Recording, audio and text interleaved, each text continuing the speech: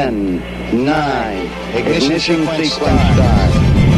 All engines are running. Liftoff, and the clock is starting. Roger, the clock is operating. We're underway. It's one small step for man, one giant leap for mankind. And that giant leap was 45 years ago. Congratulations to the crew of Apollo 11. And welcome to Kerbalcast episode 11. First contact with First Contract. This is about saving the future of humanity. I'm your LMP, that's Lunar Module Pilot Biff Aldrin, and with us as always, our Command Module Pilot, CMP. Nostromo. In today's program, we'll update you on our progress within the game. I suffer through the beginner's minute. And yes, he will suffer. We'll read your letters in this week's crew report. The latest news in this week's mission briefing. And another episode of As the Kerbin Turns. And this week we're going to do something different.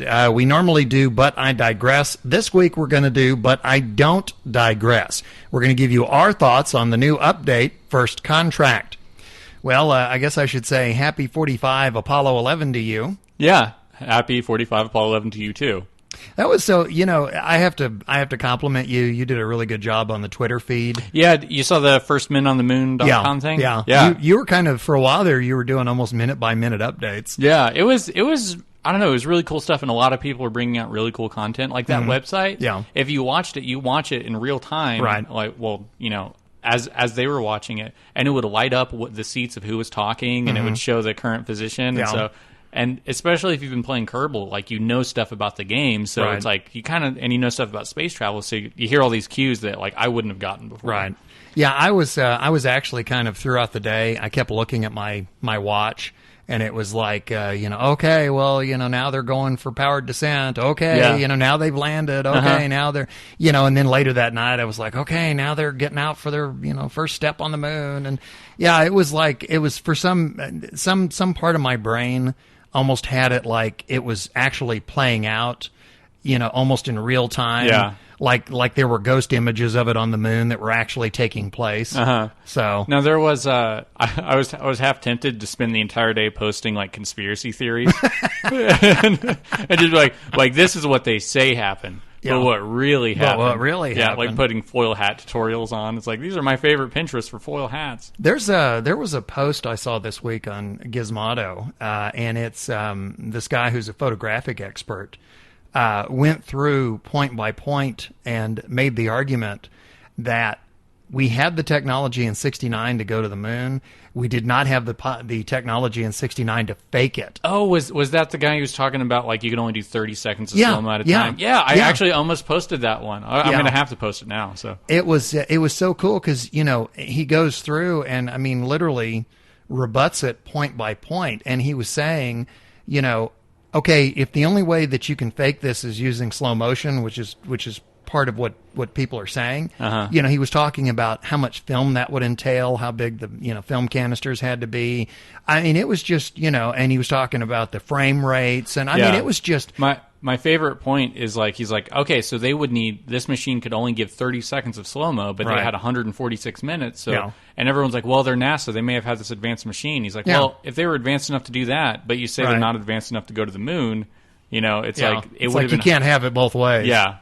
Well, that's the beauty about conspiracy theories is what perpetuates them is that you're able to basically tuck anything into them. Whatever piece of information you get, you're able to take it and make it part of the conspiracy. Yeah. I actually had the whole Kennedy assassination thing. I had somebody one time was going on about how Jack Ruby was a hired assassin to get rid of Oswald, and I said, and I wasn't trying to rebut. I was just saying, you do know that when they transferred Oswald, they were running late. They were actually meant to transfer him much earlier. And to give you an example of how the conspiracy mindset works, the person immediately said, well, that means that Jack Ruby was running late, and so they had to wait on him. And I was like, okay, yeah, there's no win in this argument. Yeah, that's going to go on forever. Anticipating that the Apollo 11 anniversary was this week, I've actually been reading about the landing, and the year after the landing, a book came out called First on the Moon, and it's ghost written, obviously, but the authors listed are Neil Armstrong, Buzz Aldrin, and Michael Collins. Yeah. Okay? And it is a step-by-step breakdown of the Apollo 11 landing, everything leading up to it, the mission itself, and the return. Yeah. But what I find very interesting, this book came out in 1970, okay? If you go to the very end of the book, there is an afterword called Beyond Apollo, and it's written by Arthur C. Clarke. And he says, this is the part that got me when I was reading it. He says, anything written about the moon at the beginning of the 1970s will probably look silly in the 1980s and hilarious in the 1990s, particularly to the increasingly numerous inhabitants of our first extraterrestrial colony. For the moon is now changing before our eyes and will continue to change with every successive landing. The optimism. Yeah.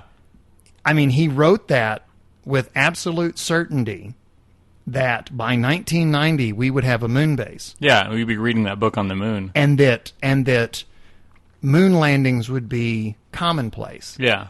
And that as each decade went by, we would be going further and further into space. And little did he know, writing the book, or writing that in 1970, that we'd be sitting here in 2014, and the last time we went to the moon was 1972. Yeah. So I will say, I think history will not look kindly on us, because we spent billions of dollars to build up this gigantic infrastructure, and then we just tore it down. Yeah. I mean, as far as like the advancements that were, like we went up there a couple times and now we won't even touch it. Yeah. Like, I honestly think it doesn't, we don't have a whole lot to do there, but I think we need to do something. Like, sure. we need to have some sort of mission. Like, send something to the moon. Go. Well, I'm a firm believer that, if the human race is to survive, ultimately, we've got to be out in space. Because right now, we got one basket and a whole bunch of eggs in it. Yeah, we really need to inspire people to try to do that stuff again. Like, really gain a. I mean, there's some people that are talking about going to Mars and stuff, but right now there's just this. Instead of an entire global attitude of, we can do it, let's go. It's like, those certain people can do it because they're qualified, and we'll just have them do it and leave it alone. Well, and then, of course, you've got the other people that are going, well, why don't we solve our problems down here before we go up there? It's like, you don't see the correlation. You don't see that. Well, I mean, also a fraction of any budget. Yeah. Like almost every... I think they say that it's like 0.5 cent of the entire national budget goes to NASA. Yeah. If we upped it to 1 cent, good Lord. I don't know what other countries' spending is on their space programs, but I don't know of any country that's like making themselves go hungry because of a space program. Well, and also the whole argument about we have to fix everything here before we go there. Yeah. If that was the case, honestly, I mean, we'd all still be living like in one place. I mean, there would have been no exploration throughout human history because I mean, it'd have been like, hey, we still have all these problems. Don't go off looking for, for whatever. So anyway, well, talking about progress, I want to go ahead and get into our progress update. It's obviously been a week. Yeah. As we always say, I'm a mid-level player. I've been doing this a little over a year. You're 2 months now. Yeah. 2 months. Something like that. Something like that. Tell me what your progress looks like. I want to hear yours first. You want to hear mine? Yeah. I think I went first last time, so. Okay. Well, I'll tell you what. Nobody can see us. Yeah. Okay. This is a podcast. It's not a video podcast. Yeah. So you have a job. Okay. You ready? All right. You have to describe in intimate and incredible detail what I am about to do. Okay. Okay. I almost knocked the book off the table. Okay. This is a summation of my progress report for the week. You ready? All right. Okay. Begin the description. Okay, now he's moving over to his Kerbal laptop, and he is bowing down to it, and now he's hitting his head against... Okay, he's hitting his head against the table. I thought you were doing like a respective bow toward Kerbal, which is understandable. I do it every time. Yeah, I do it 3 times a day. No, it's me banging my head against the table. Is it because you're still trying to figure out that space travel thing? No. Are you ready for this? Okay, you know that for the last 3 weeks now, I've had Kerbal stranded on Eve. Oh. Right? Remember? Uh-huh. Okay, and you remember why they were stranded on Eve? Because they couldn't get back up into the get ship? Up the ladder. Yeah. Okay. Oh, you can see this coming, can't you? Yeah. Okay. So I send a rescue mission. I just imagine every ship now is covered in ladders. I just imagine that every ship you build now is just... That's actually pretty close. It's a flying ladder. And that's what kind of makes... I have to go bang my head on the table again. Yeah. Okay, so I send the rescue mission. Okay, and I go through this whole ordeal of getting the rescue mission to Eve. Yeah. I get into Eve orbit, and I have about my fuel status is about half full. Mm-hmm. And I realize that... Hey, that's better than half empty. Yeah, well, there you go. That's true. That's true. My fuel status was half empty. Oh. No, it was half full. Hey! Anyway, I like how we did that. Yay! So I got there, and I realized that I didn't have enough fuel to land and then get back up. So again, it was a matter of, okay, well, I got to send another tanker. Mm-hmm. Okay. And understand now, I already had 2 tankers in orbit at that point. Yeah. But they were all in such eccentric orbits relative to each other. I mean, honestly, it looked like those diagrams you see of the atom, where, you have one going like, this way and another one's going that way. And it's like, and so I've got 3 things orbiting Kerbal. Eve. And the amount of fuel to alter my orbit to match one of the tankers is more than I have. Right? So I'm like, great, I got all these tankers and I can't get to them. Yeah. So it's like, okay, obviously I'm going to have to bring the fuel to the lander. Uh-huh. So I go back to Kerbal, I get another tanker, I bring it all the way to Eve, and of course this takes a while. I get into the Eve orbit, I match up with the lander, I transfer the fuel. I'm in good shape. The lander's got a full tank. The tanker is there. It's got plenty of fuel to get me home. Uh-huh. I'm in good shape. There we go. Yes. I deorbit with the lander. Okay. I fire my parachutes. I run the engines full blast. I land.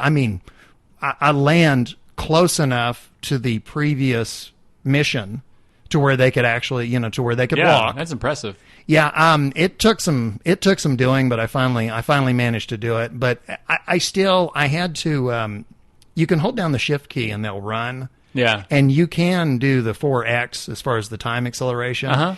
Even then, I was still running for several minutes. Yeah, but it was like, the rescue's here. Yeah, and this was just one guy, right? Yeah. So I run him all the way from the first landing, which has been waiting for weeks now. Yeah. I run him however far this distance is. I get him to the ship, okay? The ship is waiting. The ladders are down. And he's like, Mom, I'm coming home. Oh, thank God, I'm coming home. Uh-huh. He gets to the ladder. He climbs up the ladder. He gets to the very top. And instead of going up and over, he falls backwards. What? Like... Exactly what was happening on the other ship. Now, understand, on this one, I had put the ladders to where they were sticking up over the edge. Yeah. Okay? I thought I had corrected it. So now I'm spending all this. So I keep trying. I keep walking him up the ladder, and he gets to the top, and instead of going up and over, he falls backwards. Uh-huh. So I have now gone through an entire week's worth of getting another ship there, getting another tank there, doing all of this stuff. I land, and I can't get him on that ship. No.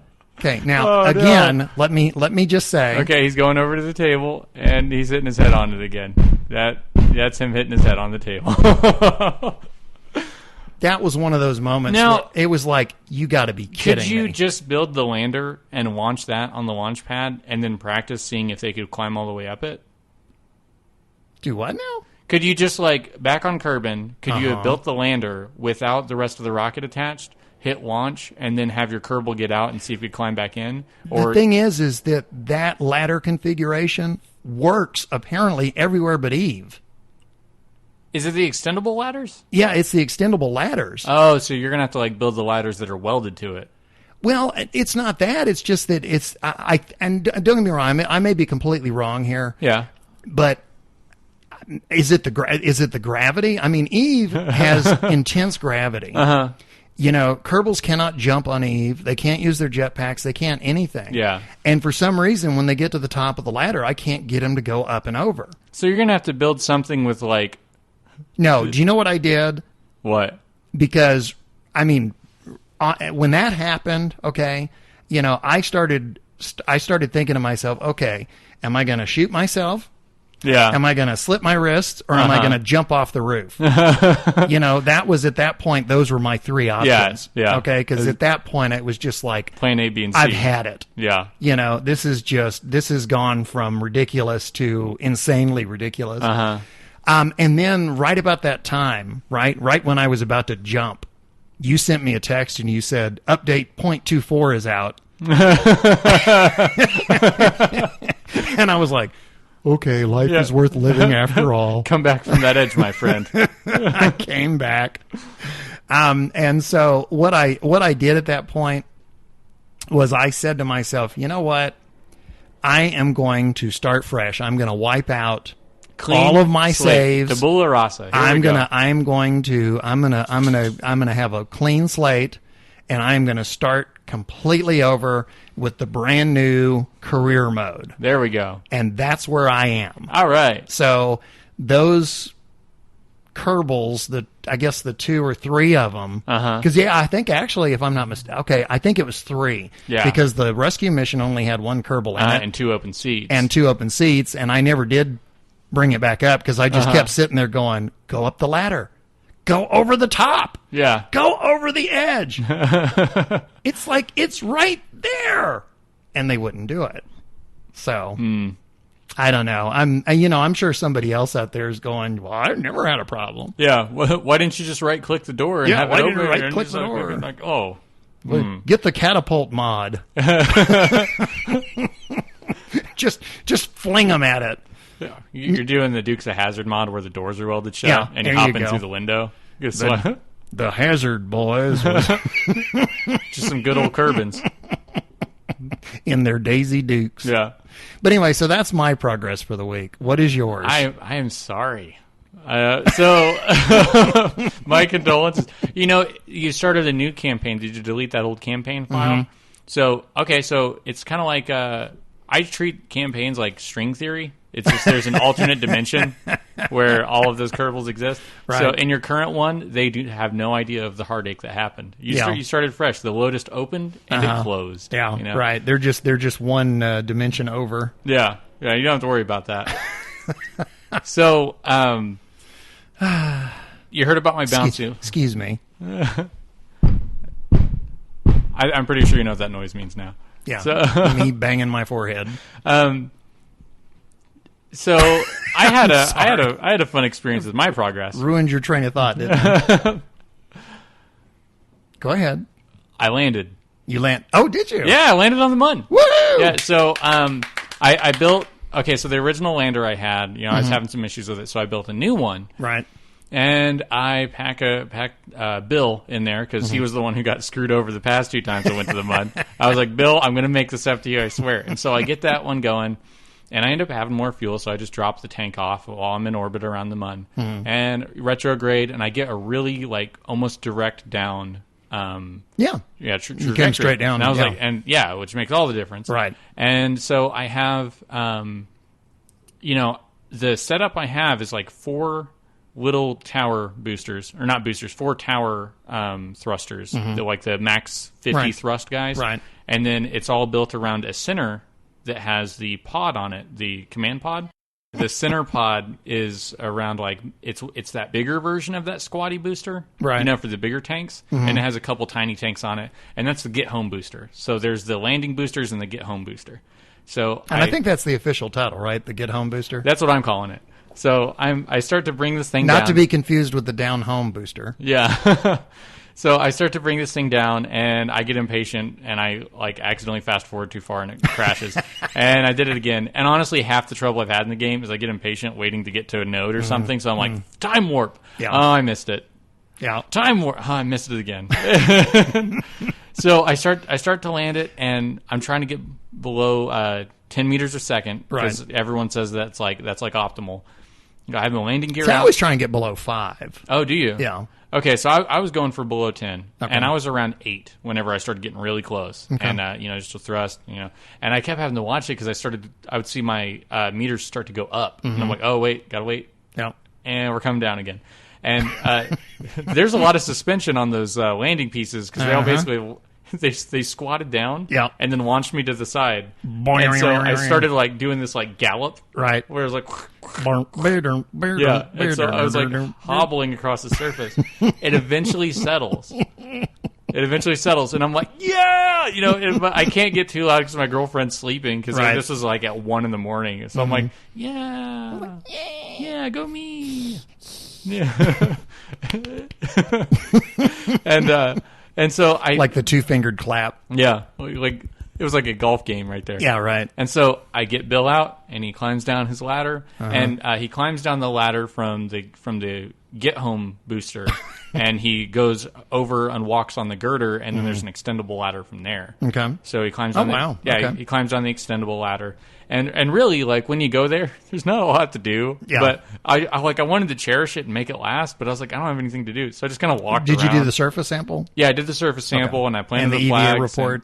Yeah. Okay. Yeah, I did the surface sample. What did you write on your flag? There be whales here. It was finally worth it. Signed, Bill. Goodbye, Crew World. And so I'm like, all right, here we go. And I climbed back up the ladder. And like whenever I was building the thing, I just had symmetry off, so I just built the one ladder. So it was actually kind of helpful because the extendable ladder, has a light on it. Mm-hmm. So I always knew where the front of the craft was. So that was an added bonus. And I had the spotlights on, right? Which that kind of helped with just walking around the surface because I was landing. Do you in the know dark. that if you push the L key while you're walking around, there's lights on your helmet? No. Yeah. Okay. On your ship, does it turn the lights on and off? That would be your U button. U button. Okay, I'll keep that in mind. So the ladder's down. I go to climb the ladder, and the ladder it attached in the middle of the girder, but apparently that was enough for him to not be able to make it up the ladder. Oh, really? Yeah, so you... Yeah, but you can use your jetpack on the Mun. Yeah, but I'd never used it before. Oh, okay. And so I eventually ran out of fuel. Oh, really? Because I was trying to control the thing, but I'm trying to jump like okay, 3 feet maybe. Mm-hmm. And so I'd like fly all over the place. I'm like and it was really hard to control. Eventually, like I'm jumping, and the moment I would touch a surface even slightly, I'd hit jump again. So I'd jump and jump and jump, and it took me like 10 minutes. That's when you know you're playing a video game, when you do the double jump. Yeah. So like we hit 10 minutes. I like hit around 10 minutes like jumping and jumping and jumping, and eventually I get on the thing. I climb up the ladder. I get in the pod, and you lock the door. Yeah. No. And I got in, locked myself in tight, F5'd. Made sure all my science things had done all their sciencey stuff. How much science did you have? A science junior? Yes, I had each of those landing thrusters had a science junior attached to it. Okay. So I got upper and lower Mun, and then I got surface and yeah. So did you have like a thermometer or? Yeah, but the thermometer and the barometer weren't working because you can now on the ground you can get a thermometer reading, but not above it. And I'm talking about on the Mun. I did get a thermometer reading. It was the barometer, which is the barometer does the barometric pressure. There's no atmosphere. Right. Did you have a gravioli detector? No, I hadn't unlocked that yet. Okay. Yeah, you can do that, and then there's and I'm just going completely blank again. But there's another one that you can do as well. Okay. But yeah, there's 4 of those that you can do.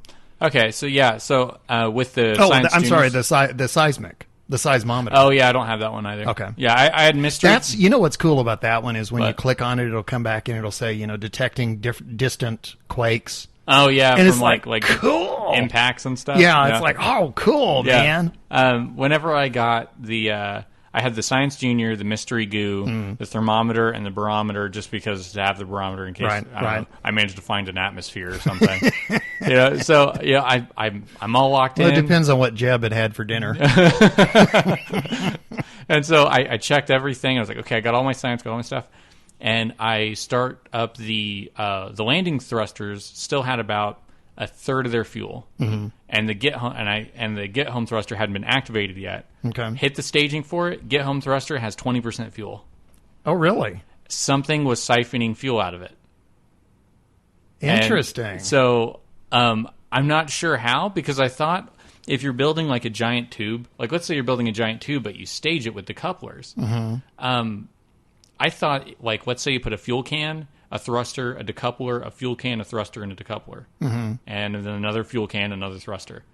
I thought that also separated the fuel line. It does. So I don't know what was taking fuel away.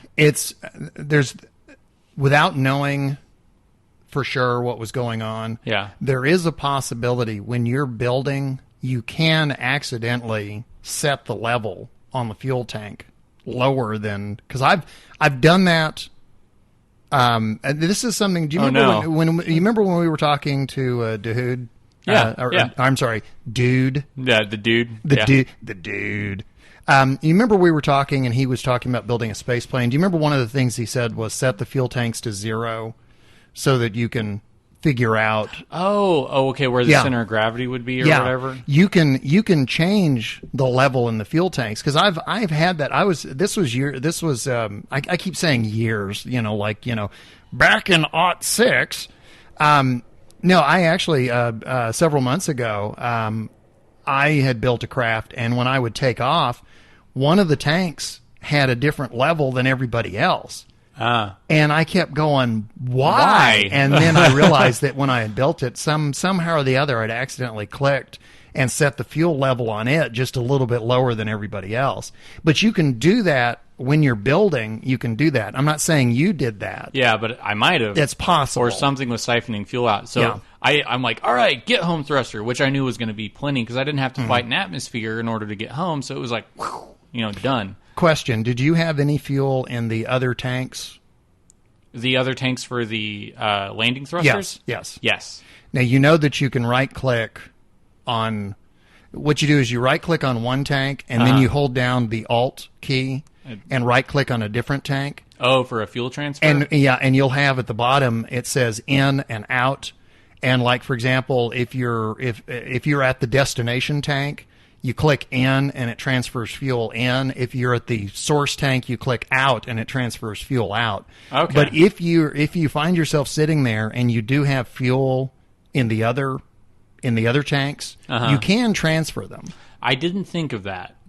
So, well, that's one of those things that you don't think about until you get further into the game. Yeah. Then it kind of becomes routine. Yeah, then fuel transfer becomes normal. So I hadn't been doing that. So now I'm like, well, let's see if this works. And so I got the 20% get home. Yeah, so the 20% ran out because I was just using it. I wasn't using the landing thrusters. I was like, well, let's see what happens. And I launch and I get it up a little bit above the surface. A couple like 30,000 meters, something like that. Okay. And I used I was like, well, I can at least hold this. So I got the landing thrusters and pushed out enough force in order to make an orbit. Oh, okay. And so I was like, okay. I bet that took a while, didn't it? Yeah, it took a little bit. And so I was like, okay, I got an orbit going. Well, how high of an orbit? Do you remember? I don't remember. Okay. I mean, it was enough to where I was in you were stable. I was stable. I had a stable orbit. Well, with the MUN, I mean, you can be pretty much skimming the ground and be stable. Yeah. So that's why I wasn't too worried. I was like, then you just have to worry about like hitting a mountain or something. Yeah. And I was like, what am I going to do? And so I was like, well, and so I built a maneuver node to try to do a MUN escape and to maybe try to get in orbit around Kerbin. Right. And the maneuver was around 400 meters per second. Yeah. That I needed to go that burn that much in order to get there. And I do that, and it takes me down to what I'm guessing is around, and then it doesn't get me there. But then I do another maneuver, and I burn. So I figure out I have, as far as maneuver nodes go, roughly 650 meters a second that I can do. Okay. On a burn. Once I do that, I'm empty. Right. So if I can get that anywhere close, I could maybe just rendezvous and pick myself up or whatever. But then I realized I didn't put a docking port on this thing, so it's like this is. Well, I you have can to go home. EVA in those cases. Yeah. So I could at least have him put the Of surface. course, then you're back to trying to figure out the jetpack. Yeah, so put the surface sample in his pocket. Does he refuel the jetpack when he goes back inside? Good question. I don't think so, but I don't know that for sure. Okay, so I get this thing, and I know there's an email pending now. Yeah. Somebody right now is typing furiously. So Dear Bonehead. I want, I try it and I get nowhere close, and so I revert and I'm back to my orbit. Right. And I was like, wait a second.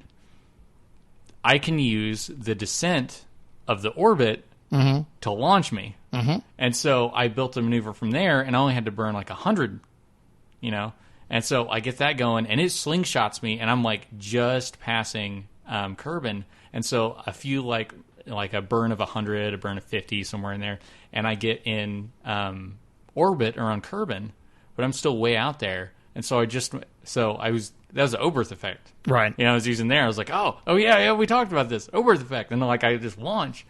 And then I'm going around Kerbin, and I'm like, okay, well, I'm there, but I don't have enough to like really massively just air braking. Mm-hmm. And so then I get it to where it's just enough to where I skim through, and I just watch my speed just drop. Isn't that great? Just like boom, and I'm like, oh, awesome. Yeah. And so I just do that a few times until it's safe enough, and then I land.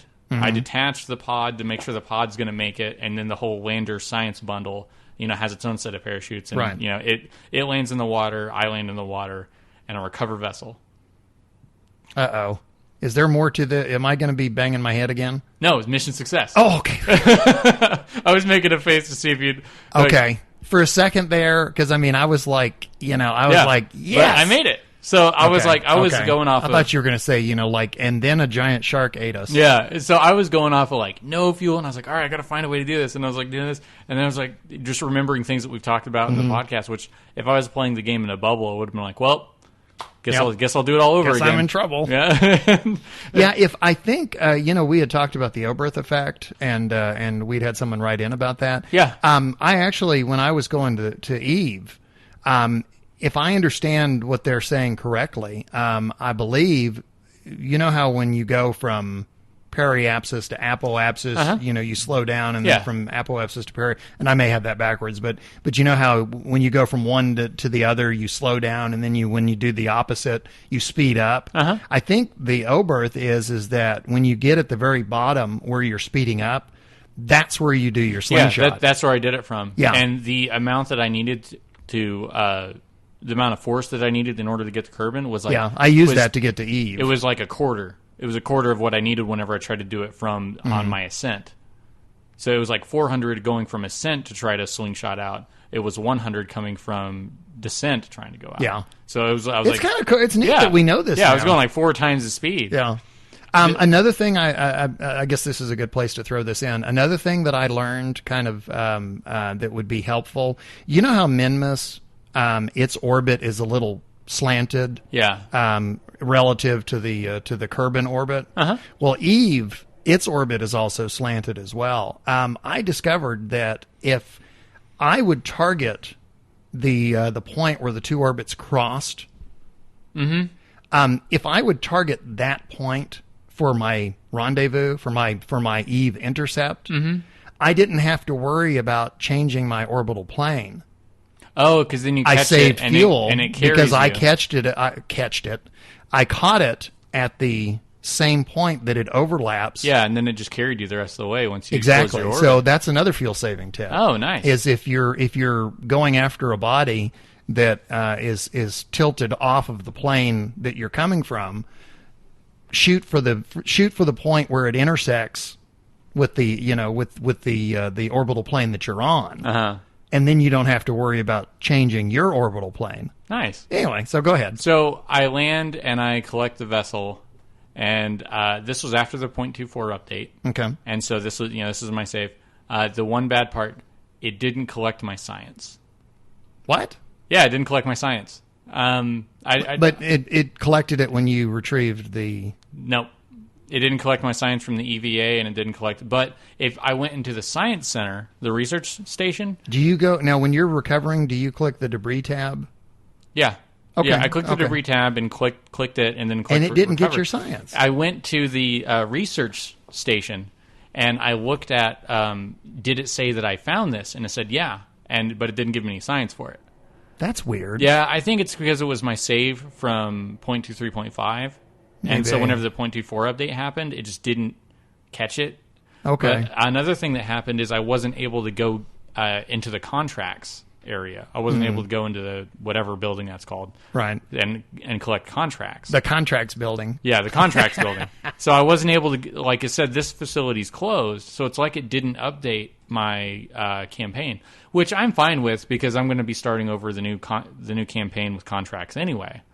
So, it's called mission control. okay, I wasn't able to go into mission control. I was double checking. Yeah, it wouldn't let me into mission control, so I wasn't able to get contracts. The door's locked. Yeah, so Hello? But I really don't care about the science in that one because I'm deleting that campaign anyway because I'm starting the 0.24. But yeah, I made it to them there and back again. Congratulations! A Mun story. The Hobbit's trip to the Mun. Yeah. So well, congratulations. Yeah, I'm proud of you. Thank you. It was a lot of fun. Like there was whenever, because I said my girlfriend was asleep whenever that was happening. Whenever she was still awake and getting ready for bed, she would just hear these bouts of me just laughing so hard, and she'd be like, "What?" And she would see these flames on the screen from everything blowing up, and I'm like, "I went in too fast," and then it's like, oh. The legs bounced me, and I it flipped over and stuff. So yeah, that is my progress report. Well, I would I think it would be very interesting if you went back and listened to the very first couple of podcasts and compared what you were talking about then to now. Yeah, because I mean you have made tremendous progress. Well, I remember saying a lot. It was like, I was talking about the landing on the Mun like it was like this huge impossible task. Right. From the standpoint I was at the time, I was like, it's not going to happen anytime soon. And there was one of our viewers wrote that they were like 30 something hours into the game whenever they made their first successful landing on the Mun. Right. And that's about where I am. Right. It's like you got to put in a lot of time. But it's not like all the time leading up to it, you're just trying to get on the Mun. Because I was having fun exploring Kerbin, launching rockets. So, I had that awesome fun trip around the sun,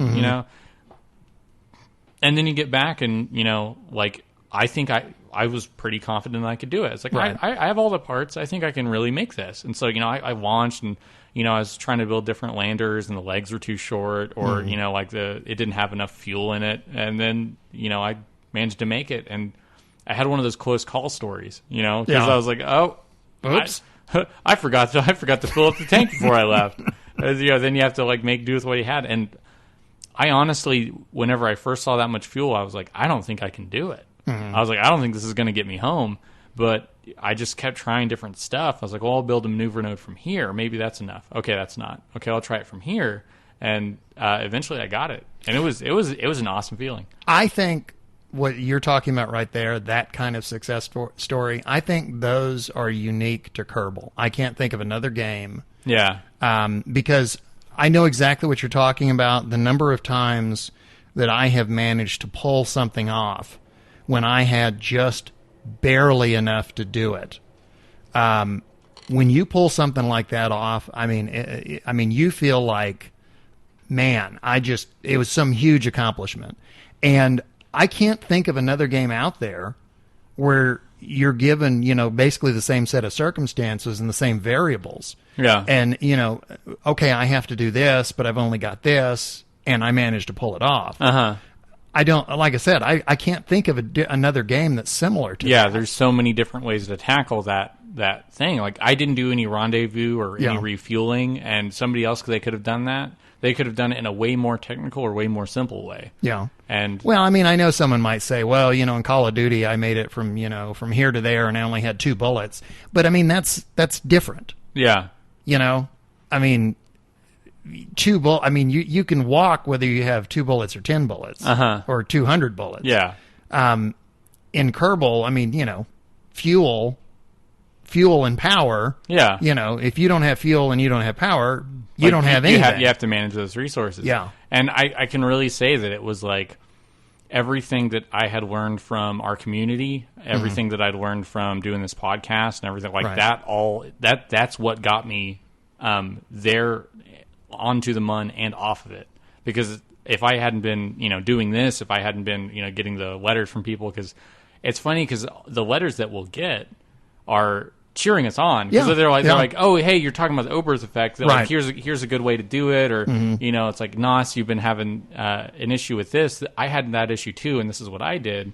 And it's like the community is its own strategy guide. Oh, sure. Like, because they, because look at Kerbal has one of the best communities. Yeah, because you look at Reddit KSP testing, and it's like, you make a ship, and somebody's like, I'll see if that'll work, and they will try out a part of your game for you. Yeah. And I just think that's awesome. Well, I had one of our listeners emailed me and sent me a screenshot and said, hey, I did my first rendezvous in dock. Yeah. And I tweeted the picture. And I mean, it was like everybody was like retweeting it and congratulations. And, there's a lot of games where if you did something like that. Hey, I got a double headshot. Who cares, noob? Yeah. Suck it, noob. I hate you. Yeah, big deal. I got like 40 of those. Go kill yourself. I get like 40 of those a day. Yeah. Yeah. But I mean, in this game, it's like if you post an accomplishment, everybody else goes, hey, congratulations. I remember how hard that was. Yeah. Like, you good job.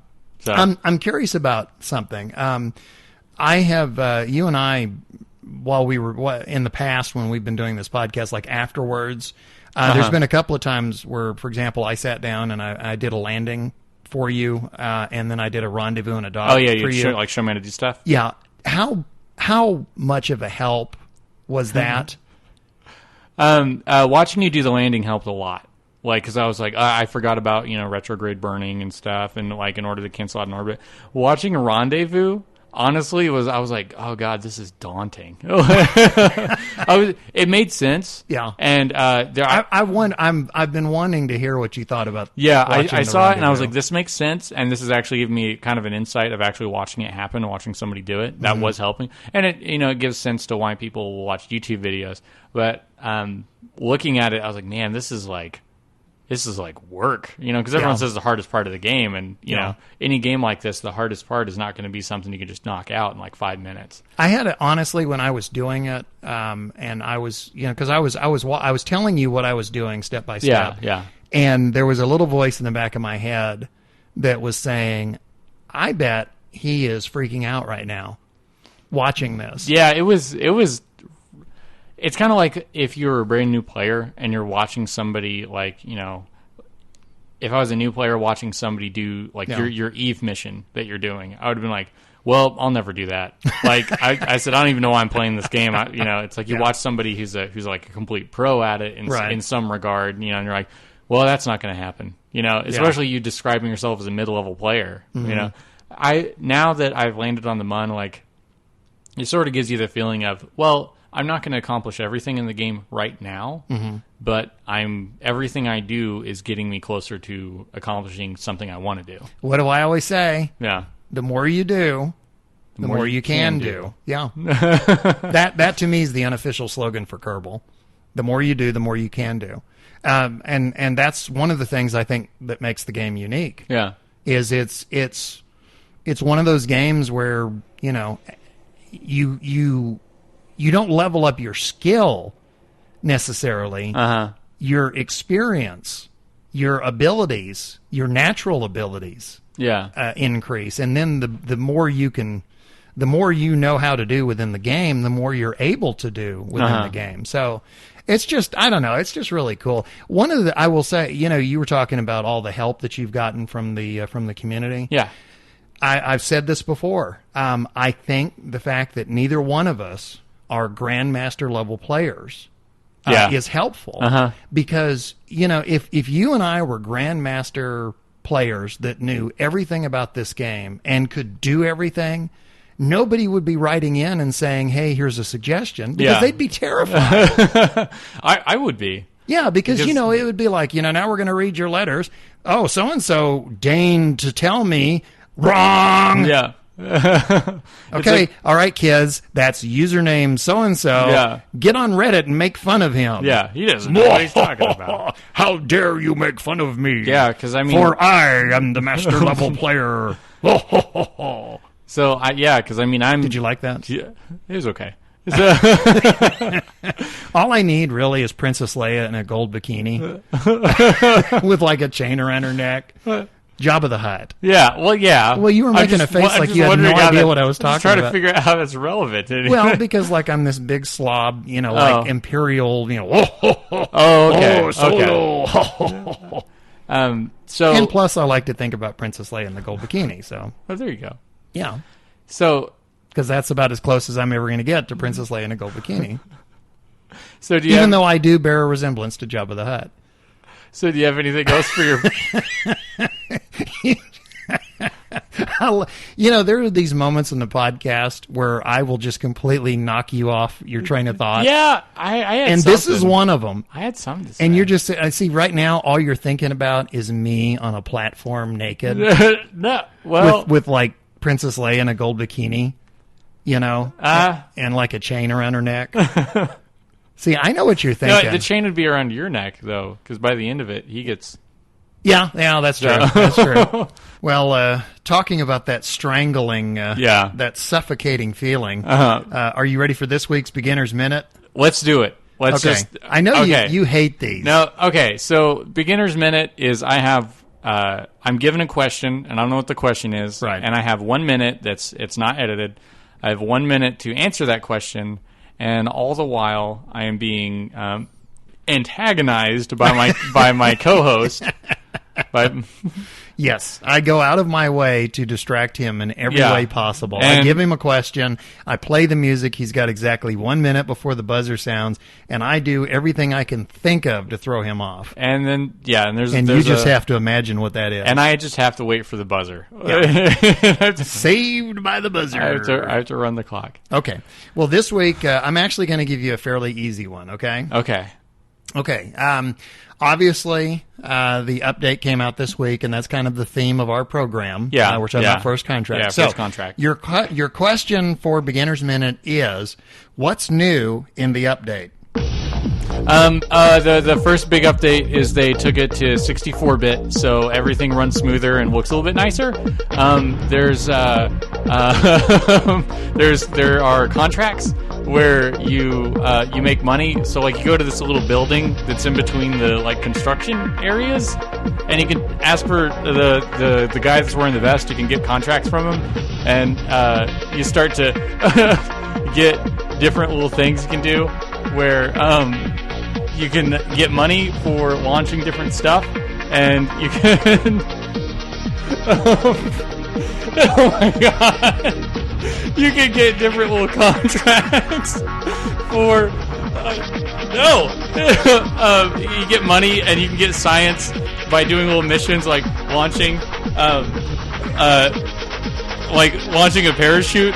And the other little random... Get away from me! So that's what's new in... So that's what's new in Kerbal, huh? That's... Goodbye, Beginner's Minute. It was swell. It was good. I dare you to describe what I was doing. No, I'm not. There's a good reason there's not a visual aspect to this show. And there never will be.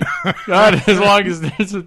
No. So are you ready to retire Beginner's Minute? We're like on a beginner's hiatus. Yeah, we'll put it on break for a little while. You poor guy.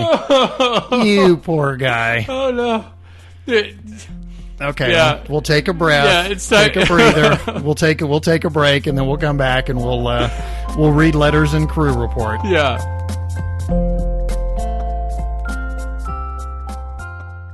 Okay, you ready for the crew report?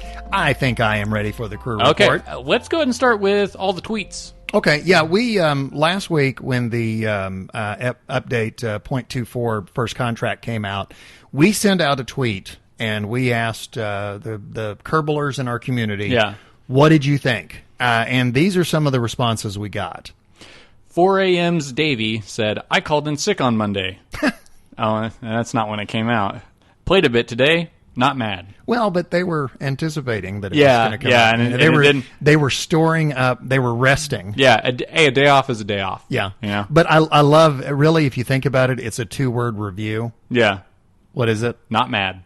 Yeah, not mad. He's not, he missed out on what he thought would be a day of kerbling, but, not mad. He's not mad. He still got what he wanted. Well, the way gamers on the internet tend to be, that's actually, not mad. It's actually high praise. Yeah, that's pretty good praise. Because usually it'd be like, I'm here. I hate it. Okay, Antichrist77 said, I had to tell myself enough is enough tonight. I love the update. Some of the contracts are pretty challenging. Aircav Scout said the contracts need to be balanced a bit. Some of them are too hard and costly to complete the way they are offered. Asuki says, thank you. The best update of the best game. And all of that in all caps. I really appreciate you not destroying my previous save data. Peter Pierce says, why no 64-bit for Mac OS X? Yeah. Yeah. I don't know. Ray Renigan says, love the update, but a how-to for each contract would help. They are a little confusing on what exactly is needed. Probitronic says it's the best version, parentheses, of the game so far. Yeah, the parentheses is my edit. Yeah. If I add something, I'll stick it in parentheses. Oh, okay. Yeah, okay. Yeah. So, and Bison Yankee says, I'm a little annoyed with having to shelve some projects I was working on to get enough funding. Huh. Anyway, go ahead. Okay, so now we're on to our emails. This is from Rami from Italy, and he's writing in again. In episode 10, you discussed the use of RCS and how to place it, and Biff said he puts one set if the spacecraft is small, more if it's bigger, but this is not actually the preferred way. Yeah. And I had read, because he's about to go on and say that he read and found out a different way. Uh-huh. I had read way back when that you were supposed to put your RCS ports on the center of mass. And so what I would do is I would create my command and service module, and then I would do center of mass, and that's where I would put my RCS jets.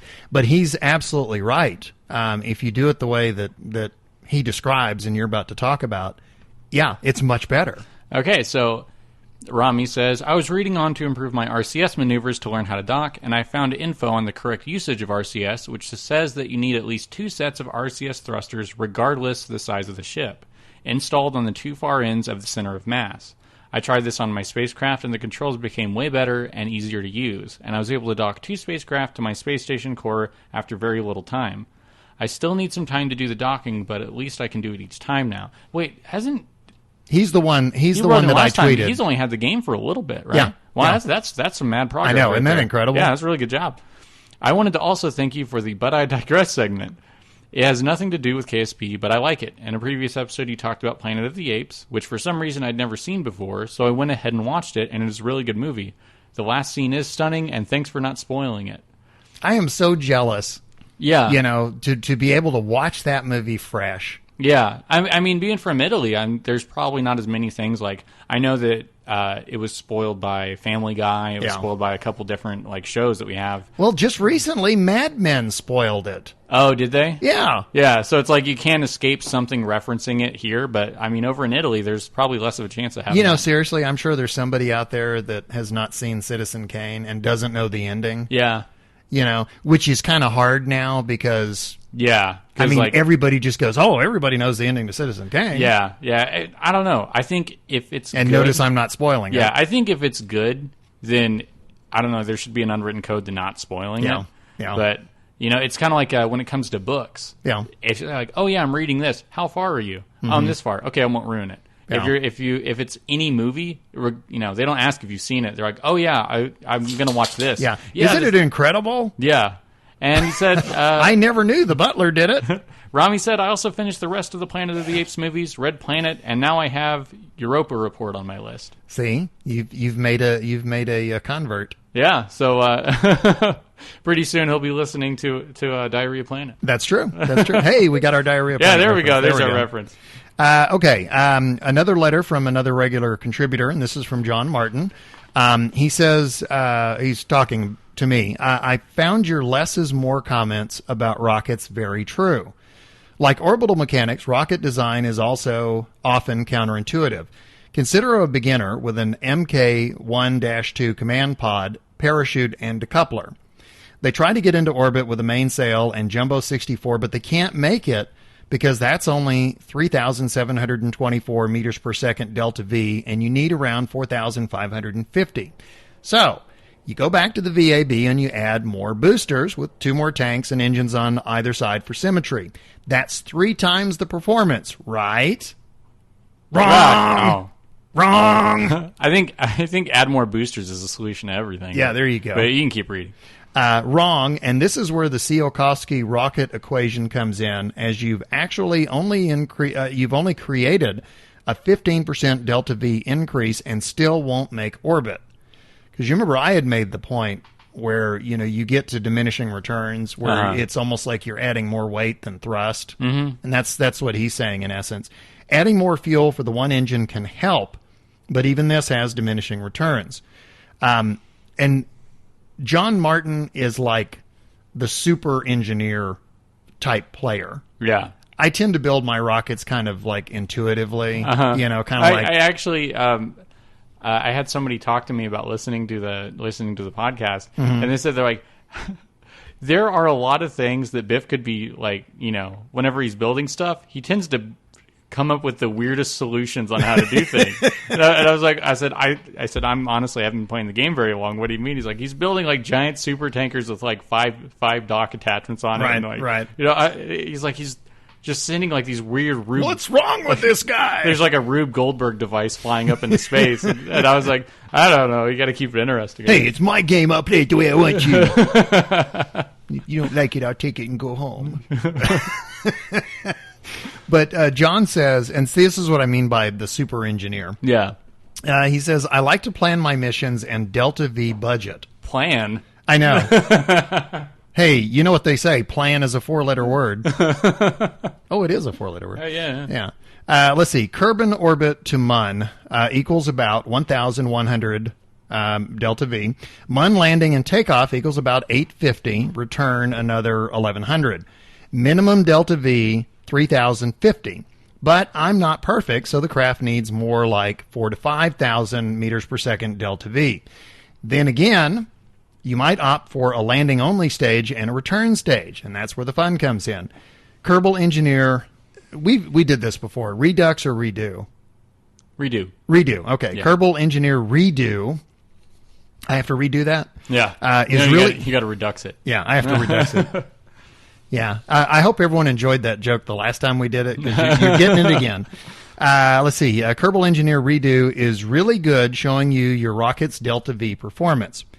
And then here he's talking about first contract. I've restarted my career mode with contracts, and it has added a new element to mission design. 1, how to perform as many successful contracts with a single launch. 2, how to make the craft as cheaply as possible, and recovery of parts is more important. 3, how to fit in science experiments during the launch. The only thing I don't like is the physics engine removes parts if they get too far away, so I can't add parachutes to an ascent stage and have it land and be recovered. Yeah, now that you have to recover stuff, I've done that. I'm adding more parachutes to things. I just got a text from a friend. He's like, he got the grabber claw, and so he's been treating Kepler syndrome. He's like, been flying around just picking up all the space debris and bringing it home. See, I never thought of that. Yeah. And I have the grabber, or I did until I restarted. Yeah. But it never occurred to me to go, because what I've been doing is I just go in under under the debris from the tracking center. Yeah, thank you, tracking center. I would go in under tracking center and just start deleting. But now that I know that you can do that, it's like in the back of my mind I'm thinking, grabber claw. I can't wait, because now I'm going to be like chasing that stuff. Yeah, like the Kerbin waste management services. Here comes the grabber. We talked about gravity several podcasts back. Yeah. There's an interesting little extra on the disc where they talk about how the debris field that's in orbit right now is becoming a problem, that there's so much debris in orbit around Earth that has become a concern for any type of space travel now. Wow. Yeah, there's just so much debris up there. Yeah, and every time we go up, we add more, and every time it collides, it makes more. I remember seeing reading something about space travel, like whenever I was in like elementary school, and they're talking about how just a fleck of paint that's like smaller than smaller than your finger, like just a little speck, can completely destroy a window. Yeah, because of the speed it's traveling. Yeah. Yeah, just completely rip things apart. Yeah, because you have to go a certain speed to be in orbit. Yeah, and it's got to pierce, like it could pierce your spacesuit. Right, and stuff, so. Right. Do you have another letter? Yeah, no. No, you don't? Okay, well, I'll tell you what. Why don't you read that one? Okay. This is from Todd TM.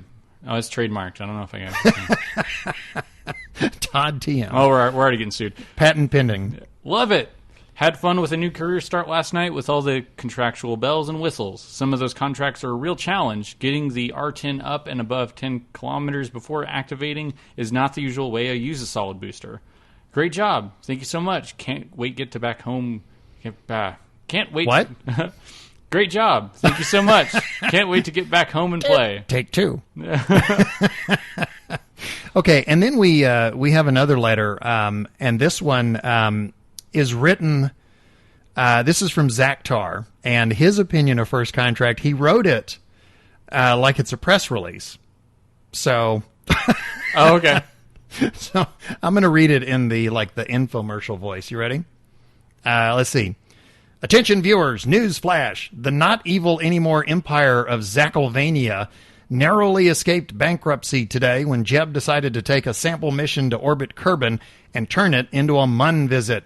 He stranded himself there, of course. We had to send Bill to intercept his low-orbiting craft and recover the science. It took all the funding we had to make the ship. We only had 157 funds left. Bill managed to park the ship a mere 1.7 kilometers away from Jeb's disabled craft. Jeb stuffed his pants with science and jetpacked over to Bill. He eventually made it to the capsule and dumped all of his science in Bill's lap.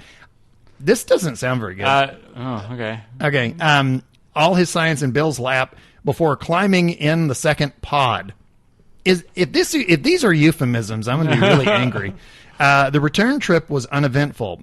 Jeb sung drinking songs the entire way. 100 bottles of Kerbin beer on the wall. The ship landed near the coast of a foreign continent.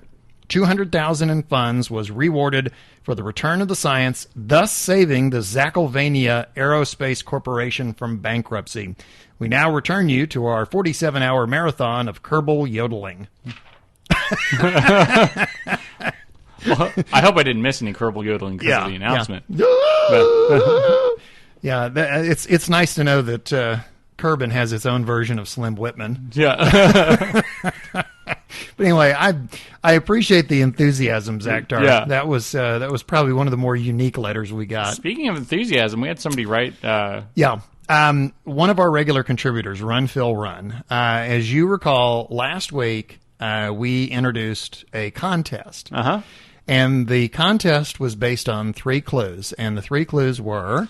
Firefly, cannibalism, burn to the ground. Right. And Run Phil Run wrote in and said that... I don't think it was in that order, though. What? I think it was burn to the ground, cannibalism. I don't know. You're confusing me. No, that was right. That was right. Now I'm confused.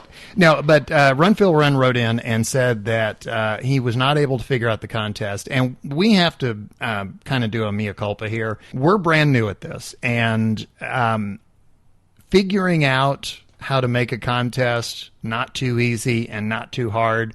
We're still trying to kind of figure that out. So we kind of made this one a little too hard. So what we're going to do in this one, we're going to give you some extra clues, and hopefully that'll make this one not as hard. But anyway, Run Phil Run wrote in, and he said, I wasn't able to figure out what the answer to the question is. He says, but I decided to, for an entry, write a story using those 3 words.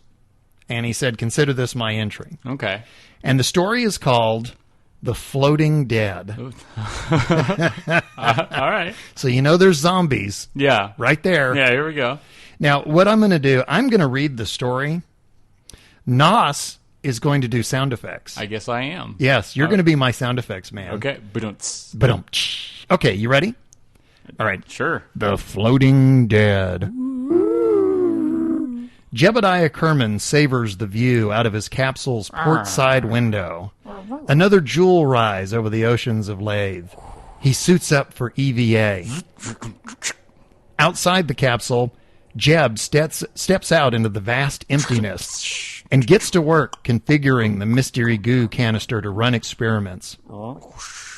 After the third solid whack on the side, the light turns green. The goo floats, glowing like a firefly in July. That's our first word, firefly. Pulsing in a slow, steady rhythm. Jeb gets as much of it in his hands as he could and shoves it into his suit's back pocket. He didn't even know the suits had back pockets. Awesome! As Jeb makes his way back to the hatch, he notices a shadow form behind him, and he turns in time to witness the mystery goo transform into a zombie cannibal copy of himself. Brains. That was our other word, by the way, cannibal. It attacks, and Jeb and his cannibal counterpart tumble about in space. Kicks and punches are useless against the goo, so Jeb engages his jetpack and makes a break for it. The two separate, and the cannibal drifts away, clawing and thrashing in a futile attempt to follow Jeb back to the ship. Newton's third law. It's super effective. Our hero maneuvers back to the ship's hatch and climbs inside. Safety at last. But not for long. A jolt puts the ship into a roll, throwing Jeb around the cabin. An alarm sounds, immersing the cabin with red flashing light and a deafening buzz. The ship's orbit is too low, and Lathe's atmosphere is causing rapid deceleration. Out the window, the horizon view burns red with flame. Struts creak under the load, and snap. The ship begins to disintegrate. That's disintegration? Okay. The command pod decouples, and emergency parachutes automatically deploy. Jeb watches as the remnants of the ship burst into flames. That was our last clue. And turn to ash in Lathe's blue skies. He has never before seen explosions so beautiful. The command pod lands with a thud in the soft sand. Jeb emerges and takes Kerbal's first steps on Jules' moon. The thermometer reads a comfortable negative 20 degrees Celsius, and there isn't a cloud in the sky. Alone in paradise, Jebediah kicks back and waits for KSP's next interplanetary mission. Rescue Jeb from Lathe. Anyway, thank you. That's from Run Phil Run. He wrote a good story. We will consider that for an entry. We'll see if anyone else gets the answer right to the contest. But that's cool. You did good sound effects. Oh, well, thank you. You did real good sound effects. Although I questioned some of them. Yeah. I was unaware that disintegrating ships sounded like mattresses squeaking. Yeah, well, maybe the ship was made of mattresses. You don't know. That's true. I do know. Yeah, you do know. Yeah, you do know. Okay. Let's see. So we are going to take a break at this point, and then we'll come back with this week's news, and it's our mission briefing.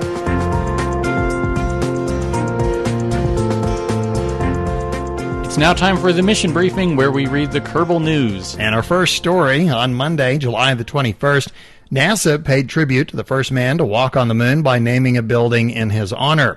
The Neil Armstrong Operations and Checkout Building at NASA's Kennedy Space Center added the late astronaut's name to the historic facility where he, his crewmates, and their Apollo 11 spacecraft were ready for a launch to the moon 45 years ago this past week. Today, the building is being used to ready Orion, NASA's next-generation space capsule being developed to send astronauts beyond Earth orbit for the first time since the Apollo lunar landings. The ceremony was attended by Apollo 11 astronauts Buzz Aldrin and Michael Collins, as well as Armstrong's backup commander, James Lovell, and Armstrong's sons, Rick and Mark.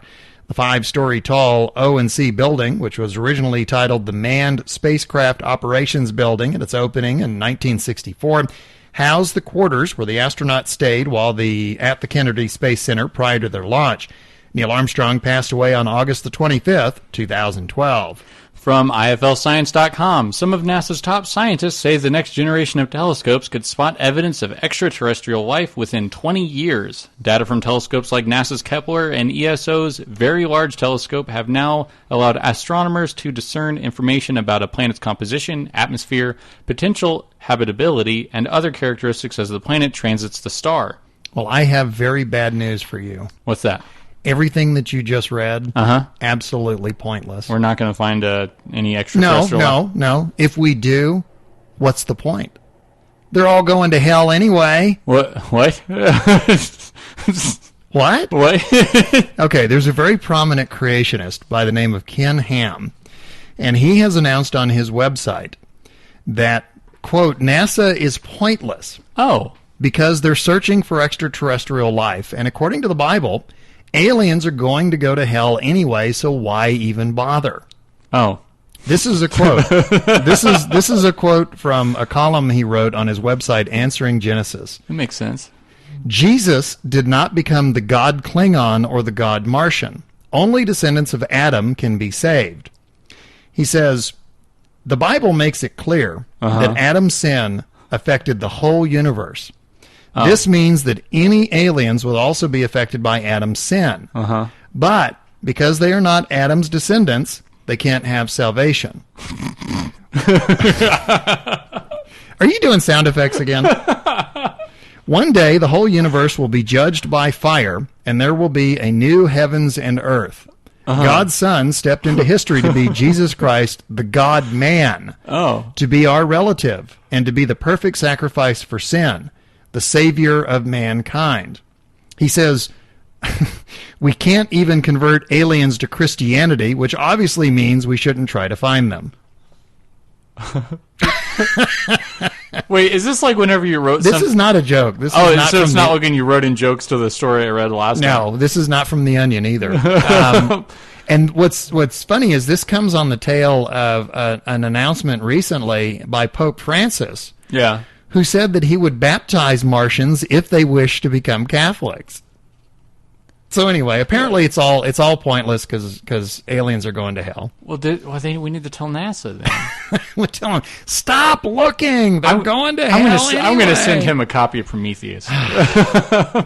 Well, do you want to move on? I know we've got a couple of items that we grabbed from Reddit. Yeah, this is Things I Learned in KSP from username Beller James.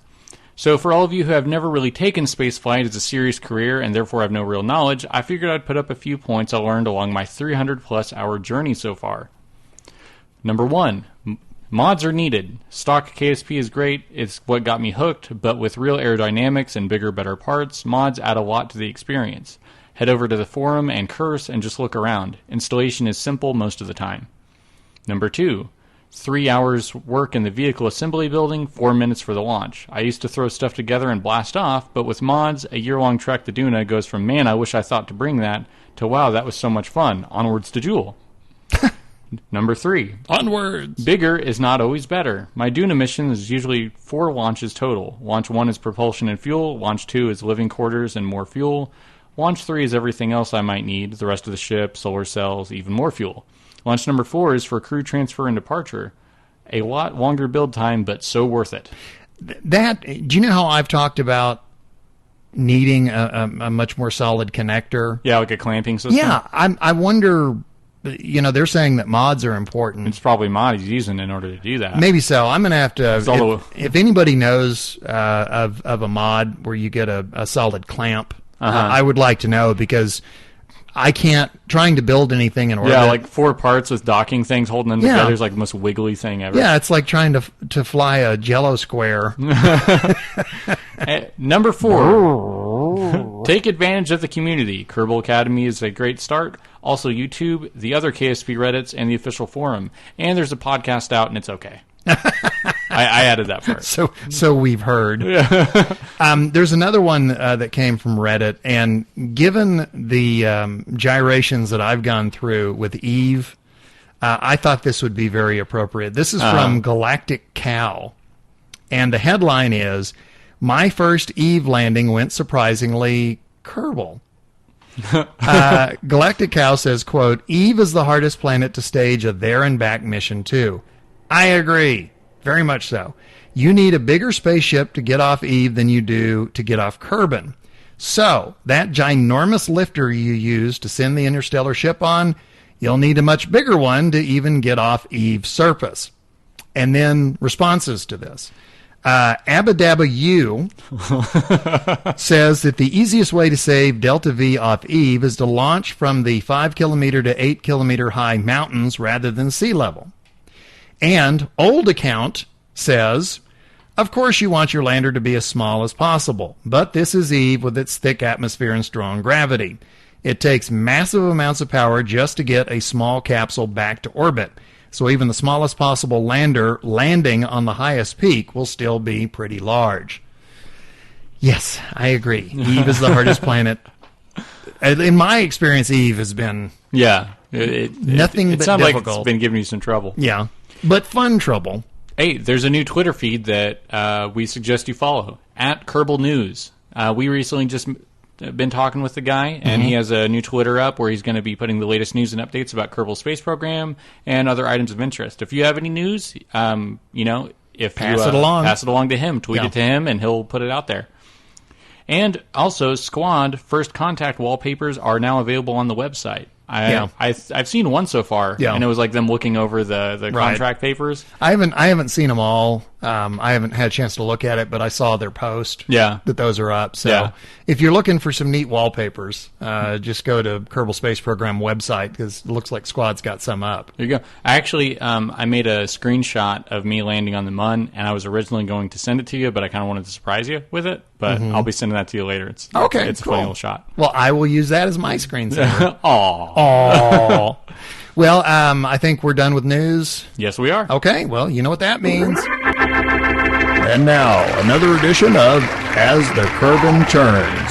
Honey, I'm home. Hello, dear. How was your day? Oh, same as always. My funding ran low, so I took plutonium from some terrorists, and now I'm building a time machine out of a DeLorean. Say, when this baby hits 88 miles per hour, you're going to see some serious. Tune in next time for another edition of As the Kerbin Turns. Wow, our first... Yeah, hey, we got to be in trouble. We could get in trouble with the censor. I told you, As the Kerbin Turn is getting a potty mouth. Now it's getting a potty mouth to the point where we can't even hear the potty mouth. Yeah. I mean, so you got to keep that in check. We're getting beeped. I wonder what the actual word was. Yeah. I wonder if only there was some way to find out. Yeah. Well, do you want to move on and do our something different this week instead of But I Digress? It's But I Don't Digress. But I Don't Digress. We're going to stay on the topic of Kerbal Space Program for this Digress because Kerbal First Contract came out. Yeah, and that's kind of our theme this week is First Contract. Yeah, because it's a big update. We've been waiting for it for a while. And for quite a while. Yeah, and we didn't really want to cover it in our progress report because we made progress in the game as far as things we did, like me landing on the Mun and you hitting your head against the desk. And quite frankly, if we had done it in progress report, we'd probably still be in that segment. Yeah. Like everything that you heard after progress would still be like still to come. Still be going. And then we would do our But I Digress and talk about some movie and So 0.24. Right. A lot of different things happened. You heard all about it in Beginner's Minute. Or maybe. Yeah, maybe. So do you want to give your impressions? Yeah, I'll go ahead and start, okay. and we'll just kind of jump in as we go. I will say, and I do have some criticisms. I want to make sure that I'm absolutely clear in that I didn't absolutely hate it, but I do have some mixed feelings about it. Not mad. Not there you go. Not mad. Not mad. My first impression of it, quite frankly, was I was somewhat underwhelmed. And I kind of need to do some backstory here. I talked several podcasts ago about X3 Albion Prelude, which is a space simulator game, and I spent several hours playing the game, and I was into it for a couple of months. And that game uses funding, budgets, reputation, and contracts. Oh, okay. So very similar. Yeah. And in that game, you start out with a little ship and a little freighter, and you basically have a giant universe, and you go and you get contracts, and the contracts give you funding, and they give you reputation, and they allow you to work your way up. The beginning of the game is very much a grind. Mm-hmm. Okay, it's really not that fun for the first several hours. Yeah. Because it's like work. Well, I mean, you have a ship that's not very fast. Yeah. It's not very well armored.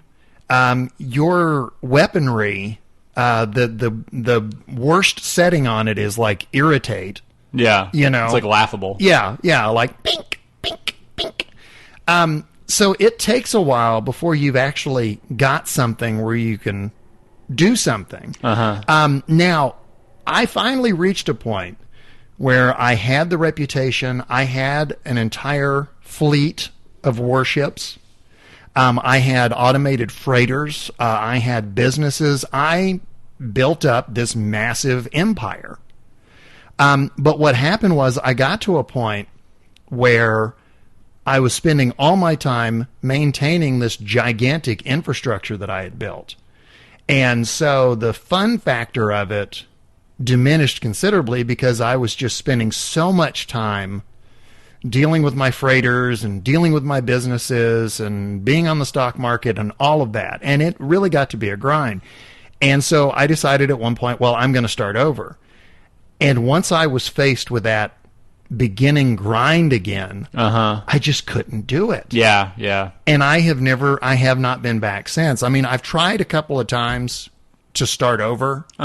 And every time I face that uphill grind, and I just can't do it. It's like there's certain games that, like, if your save gets corrupted or you lose it or you have to reformat your computer, you're just like, I'm not going to restart it because there's a good part, and I don't want to have to go all the way to the good part again. Well, and the other thing is if I go back to the old save, the infrastructure that I created is so massive, and it's been so long since I've messed with it, that it's hard for me to figure out.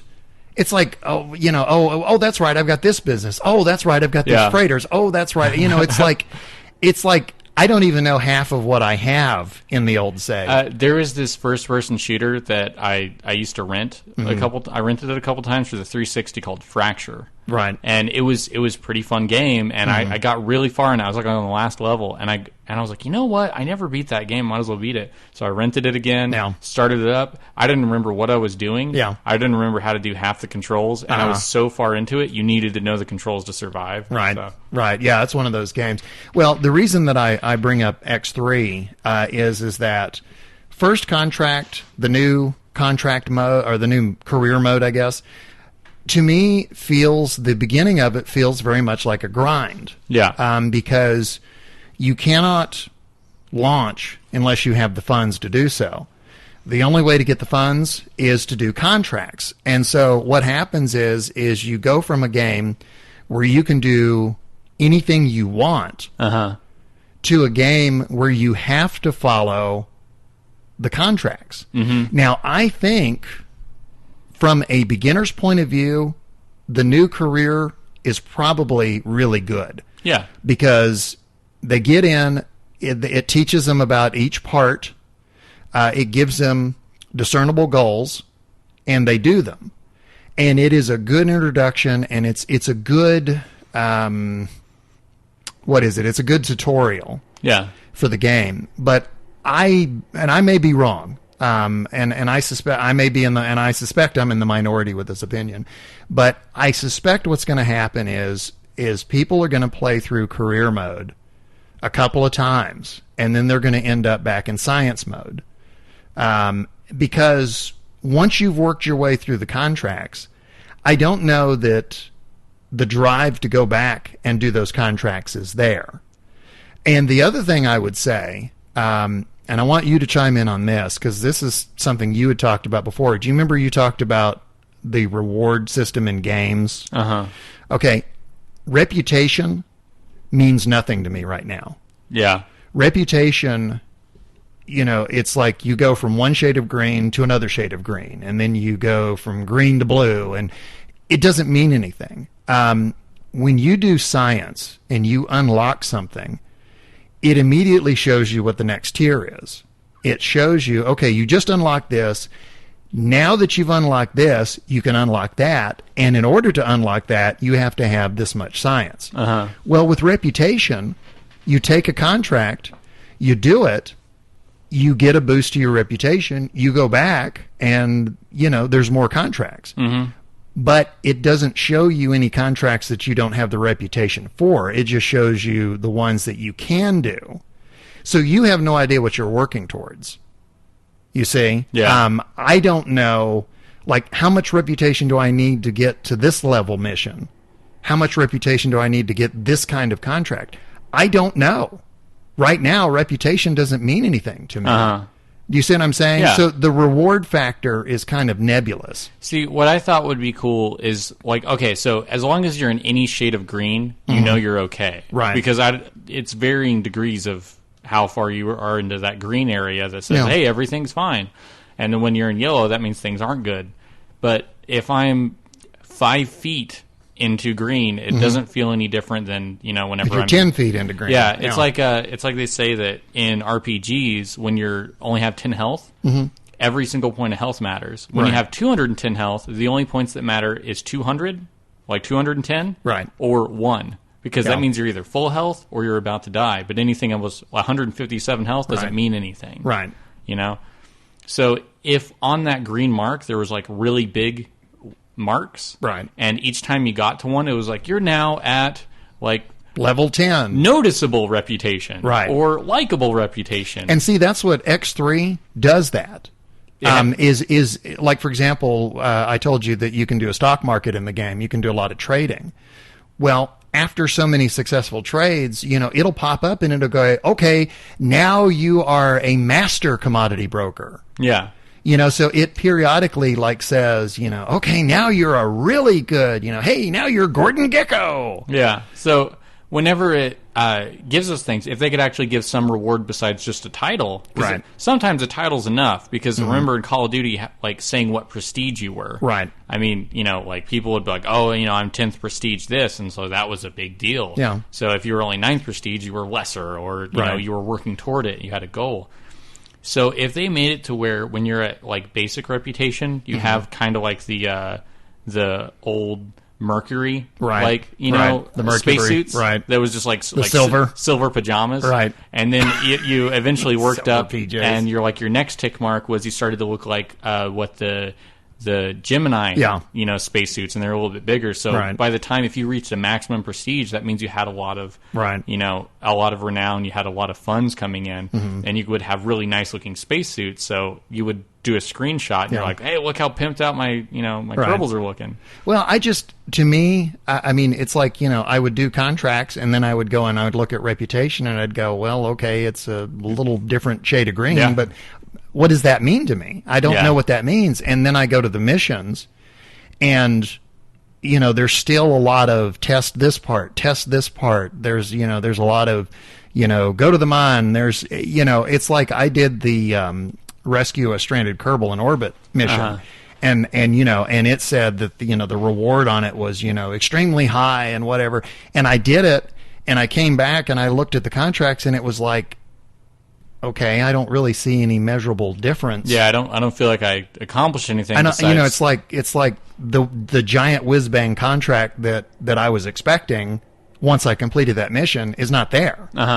There's still a lot of go test this part and go fly this and again, I mean, I know I keep saying this over and over, but as implemented, reputation right now means nothing to me. Yeah. Another cool thing is if your reputation went up, you'd have whenever there's a launch, there'd be little Kerbals in the background, cheering you on or something. Or... I would like it if when you unlocked, when you reached a certain level reputation, I would like for it to show you which contracts are out there, but you don't have the reputation for, and it tells you how much reputation you need. Yeah. Because then you have an idea of what you're working towards. X3, going back to that again, you can go to places and look at contracts, and they'll say, sorry, you don't have the reputation.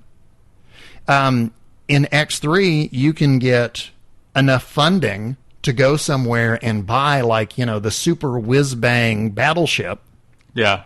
But they say, hey, we don't know you. You don't have enough reputation with us. So even though you have the funds, you can't buy this. You don't have enough credit. Yeah, you don't have enough reputation with us. So, you know right there, if I want to get the super whiz-bang battleship, I have to start doing missions for this species or faction or whatever.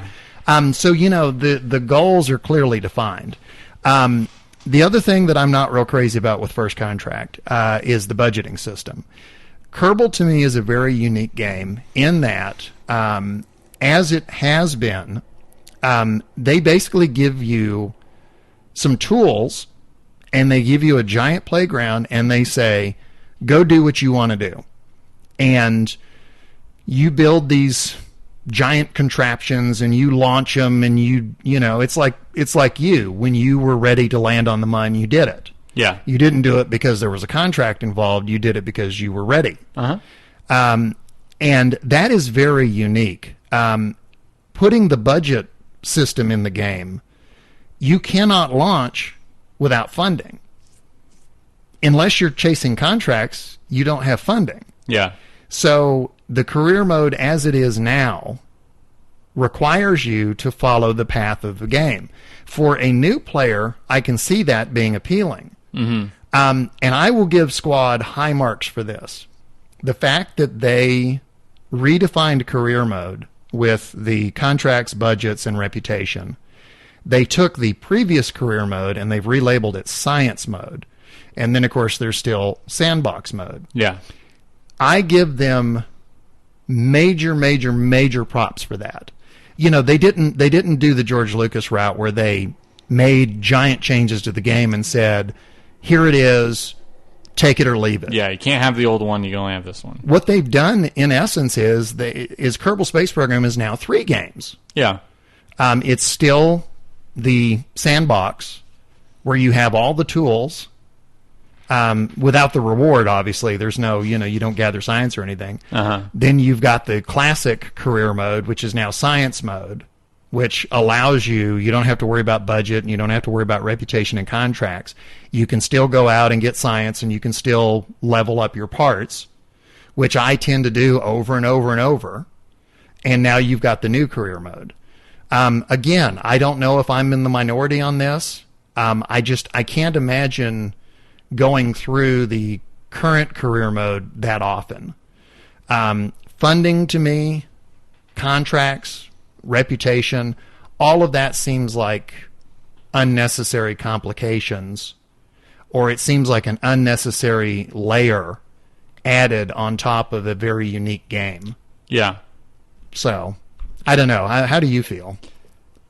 Well, I think that this is what can happen when you play in an alpha of a game, like whenever you're along for the ride, is especially in a game where you can make massive progress. Right. You can get attached to playing a certain way, and that's one of the dangers of coming into a game as it's growing, is they could change a part of it that you may not have liked more or less as you're playing, but since it's the one you had, you like it more. Right. So I think what I'm trying to do is I'm trying to go in each time I play, and each time they make a change, I try to walk in like, what if I didn't play it the previous way, and what if I played it this way? So I started off with the contracts, but I wanted to experiment with it since I already knew how to play the game, and I made 2 different career modes. One was, 0.24 tryout, and one was unforgivably bad. That was the name of it. You actually named it that? Yeah, unforgivably bad was where I try as hard as possible to never succeed in anything and see if I can ever get stuck in the game. So, you mean go bankrupt? Yeah, go bankrupt. Okay. So I was building impossibly, there's no way these things would work. I was building sub-assemblies so I could quickly build expensive rockets that were going to explode. And I was putting... You were planning to fail. Yeah, and I was putting command pods on top of all the side boosters and putting Kerbals in there. So basically it was a giant, exploding... Death trap. Giant exploding party bus. Right. And so I would launch these super expensive giant exploding party buses, and they would crash into the ground, and like maybe a couple girders would survive, but otherwise everything would blow up. Right. So my reputation would tank, and my funds would run dry. Mm-hmm. So the thing I found out is you can't go in debt.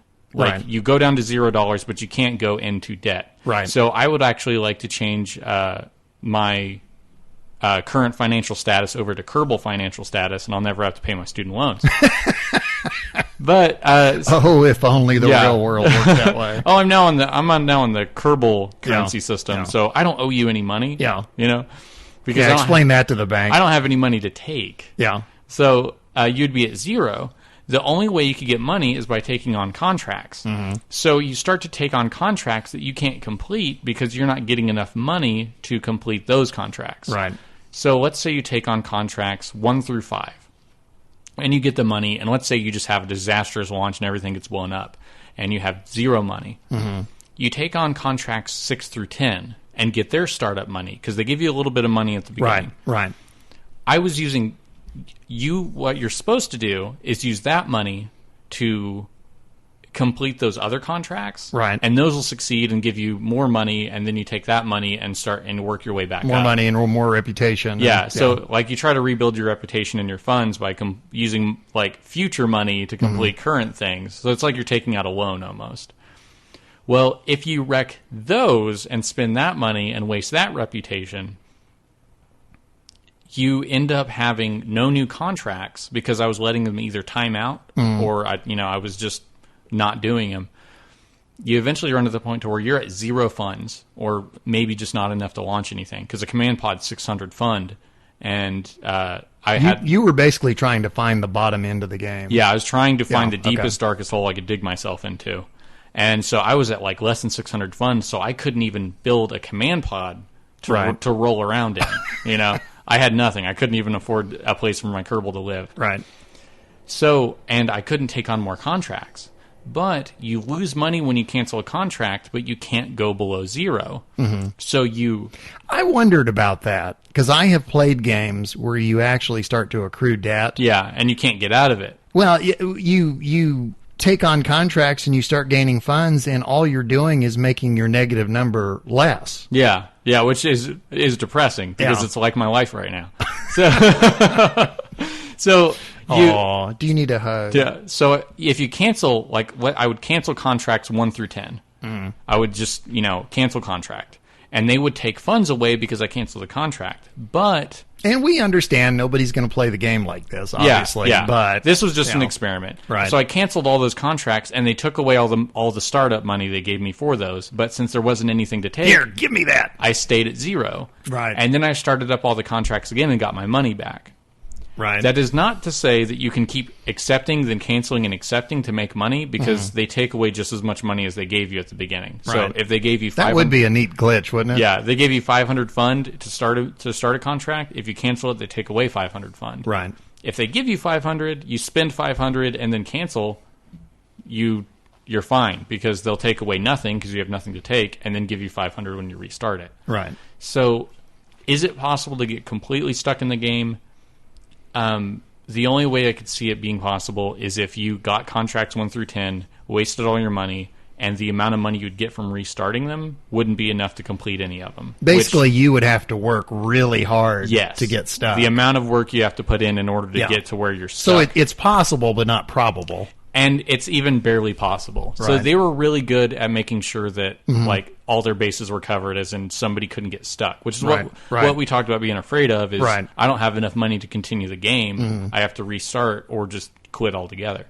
Well, what I got frustrated with, I talked about that grind. Yeah. I was doing contract, and I got kind of bored with it because, a lot of the contracts were, take this part and go to this height and go this speed. And I was doing a lot of those, and I was just getting bored. Yeah. It was just grind. Oh. And I finally decided, okay, well, just for grins, I'm going to do something just for fun. I'm going to do something that I want to do. Yeah. And so I launched a ship, and I, did whatever I, piddled around, did whatever I did, and came back. And I said, okay, now I'm going to launch another ship. Oh, not enough funds. Yeah. Well, obviously, now I have to go back and do more contracts. I went back to the contracts, and it was like, don't want to do that one, don't want to do that one, bored with that one. It was like the fun element was just gone. Another thing that happened with the, unforgivably bad file so, like I said, I was putting command pods on every single part I could whenever I'd launch these things. I think I would actually pay money to watch this. Yeah, I was slaughtering massive amounts of Kerbals. And my reputation was, in the tank. It was yellow. It was as yellow as it could get, which actually wasn't very yellow. It just you can't get a negative reputation, right? I guess going into the yellow is a negative reputation. Okay. So I was in very poor form. Okay. I was not liked. But there were still... In other words, me in real life. Yeah, there were Kerbals that should have all been missing in action, but they were still in my recruitment area. I still had them recruited. And I went to go recruit more for this giant murder machine, and there were still... Trademarked. There were still Kerbals to recruit. Right. Which really, I thought whenever your reputation went down, there'd be less volunteers. And I didn't notice an increase in stupidity of my, because I was like, okay, maybe I'll just get more Kerbals that are stupid and less that are, courageous, or maybe the other way around. You have to admit, with the experience we've had with Kerbals, I mean, I don't know what you would have to do to turn where them they away. would, they would turn away. So, that was my experience trying to find problems with 0.24. Not trying to find bugs or anything, but try to find issues that may cause. Yeah, you were trying to find the limits of the game. Yeah. So now I have my 0.24 tryout file where I actually just tried to play the game. And I think for somebody who just comes into the game, this will teach you more than science mode would. Right. Because with science mode, there's a lot of experimentation. Sure. Because it's science mode. You do a lot of experimentation, and you're in this bubble where you have infinite funds, and you can do whatever. And you don't have a clear path. Yeah, and there's no penalties. Yeah. So with the contract mode, though, they sort of encourage you to try out different parts in small tests. Right. They don't want you to build a massive rocket in the beginning, because if you do that, you're really going to put yourself in financial hole. Yeah, kind of a bind. Right. So it's okay, try a booster. Okay, well, I'll just try a booster because I don't want to do anything else. And it would be a real quick way to find out the difference between a booster and a thruster. And then it was try, a parachute, try a decoupler. One of the issues that I had originally is the parachute mission. I wasn't passing it, even though I was using a parachute. Then I found out you have to click the little contracts bar at the top right. Right, you have to watch it. You have to watch the parameters of it. And it was cool trying to, you'd see all of them go green, and you're oh, yeah, success. The thing that I wasn't wild about is you had to be at an altitude and deploy the parachute that was at a certain speed. And it wasn't an altitude or a speed that made sense. Right. Because the parachute wouldn't activate then, and it really wouldn't give you enough drag, and the parachute doesn't open until 500 meters. So you think they would have said open it at 700 meters. Right. Or maybe even 1,000 meters, because that's clear of any mountaintop. So that would be enough room for it to deploy. And so you could do that and find out when the parachute does certain things, and that would help. Opening it at 3,000 to 7,000 meters, it doesn't do what it's supposed to do, so I feel like I'm not learning what the part is for. Right. It makes sense for the game, because the game is you're playing as a bunch of Kerbals trying to find out, hey, what would happen if we open the chute here? Well, and that's what test pilots do. Yeah. I mean, nobody is going to fly a plane the way test pilots fly planes. Yeah. Because part of what it's like what you did with your extremely bad file. Yeah, they want to find out what can go weird. Yeah, what is the outside of the envelope? How far can we push this? Yeah. So obviously that's kind of the idea is that, we're going to take these parts and we're going to use them in non-traditional ways. Again, I'm not interested in that. Yeah, so if you were a brand new player, okay, let's say you're an experienced player that's playing it, you could get into the theme of the game. The theme of the game is all these little green guys that are making a space program. Right. And so you could get into the contract testing out these things. But from a player who's trying to learn the game, being told that like shooting, like launching your parachute at 700 or 7,000 meters, you may think that's when you're supposed to do it. Right. So it may not be teaching you a good fundamental, but it is giving you the contract. And if you pass the contract to a player who's in a bubble, let's say they don't have a community, they're not listening to us, they're not doing any of that stuff. If they were discovering the game in a bubble without anybody to tell them anything, they may think that's the game saying that's when those things should happen. Now, there are other contracts like use a decoupler in the water. Well, obviously, that's not when you're going to need to use that. Right. So it was just kind of a fun contract where it's like, hey, do this here just for fun. Right. And you're like, okay, whatever. Yeah, I'll do it.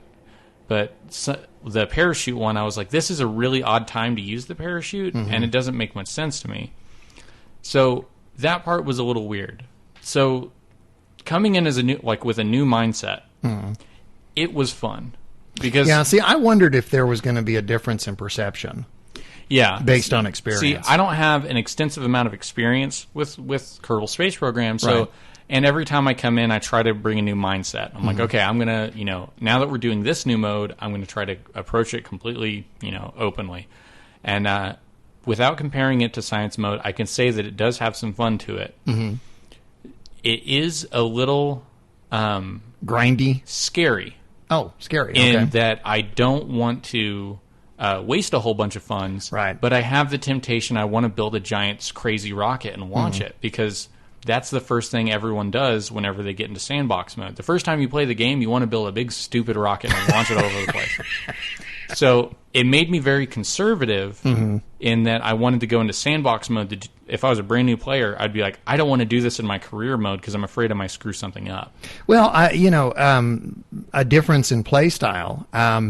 When I would bring a ship in for landing, I tended to burn all of my fuel before I touched down. Yeah.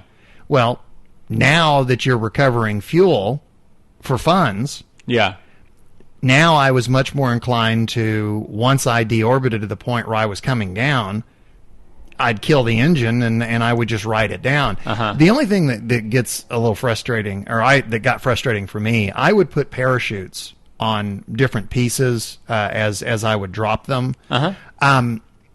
When I would come in for a landing and I would decouple and have what was left of my ship come down on its own set of parachutes. A lot of times I would touch down in my pod, my command pod, and I would sit there and I would watch the other thing come down, and it would come down and it would come down and it would come down and it would touch the ground and it would blow up. And it would just kind of like, okay, so why am I doing this? Because what happened before, since you had played before this career mode, you'd watch it blow up and it wasn't a big deal. Sure. But now when you watch it blow up, you see money going away. Yeah. And honestly, I got to the point where I just went, you know what? I don't care anymore. I stopped trying to save, other than what I was coming back with. I stopped trying to save the individual pieces that I was jettisoning, because everything had a parachute. And every time I would decouple, I had it set to where the parachute and the decoupler would fire simultaneously. Hopefully that part would float back down to Kerbin, even though I was going up into orbit. Again, the reward from that was just not there. The motivation for that was just not there. And you're spending more money for the parachute in order to save a part. And so if you lose both, you just lost a parachute and a booster instead of just a booster. So whenever I think the reward system as is off.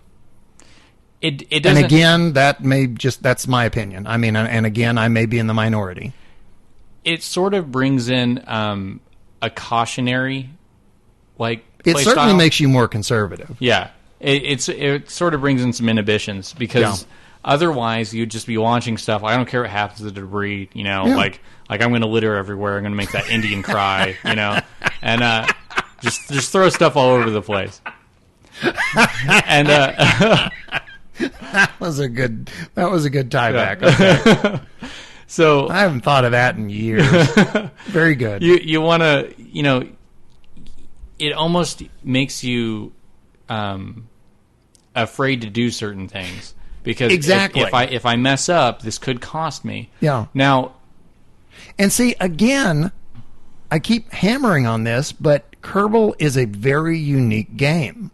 In that you're it's an open exploratory kind of game. It's a game where it says, here's tools, here's a playground, go play. Yeah, because I can't tell you how many times in like Minecraft, your guy would die and all your stuff was with you, and it might have been lava that took you, and you're just like, you know what? I'm going away from this game for a little bit because I had diamonds, and this is just stupid. Yeah, and you've got 5 minutes to trek back to wherever it was. Yeah, before it all disappears. And you're like, provided it wasn't lava. Yeah, because they were don't wear diamond armor into the Nether. Yeah, but that's the thing is to me, Kerbal is a game of unlimited possibility. Yeah, and the new career mode is a game of limited possibility.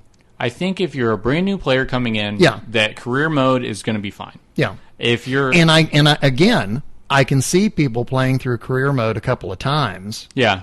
And then ending up in science mode.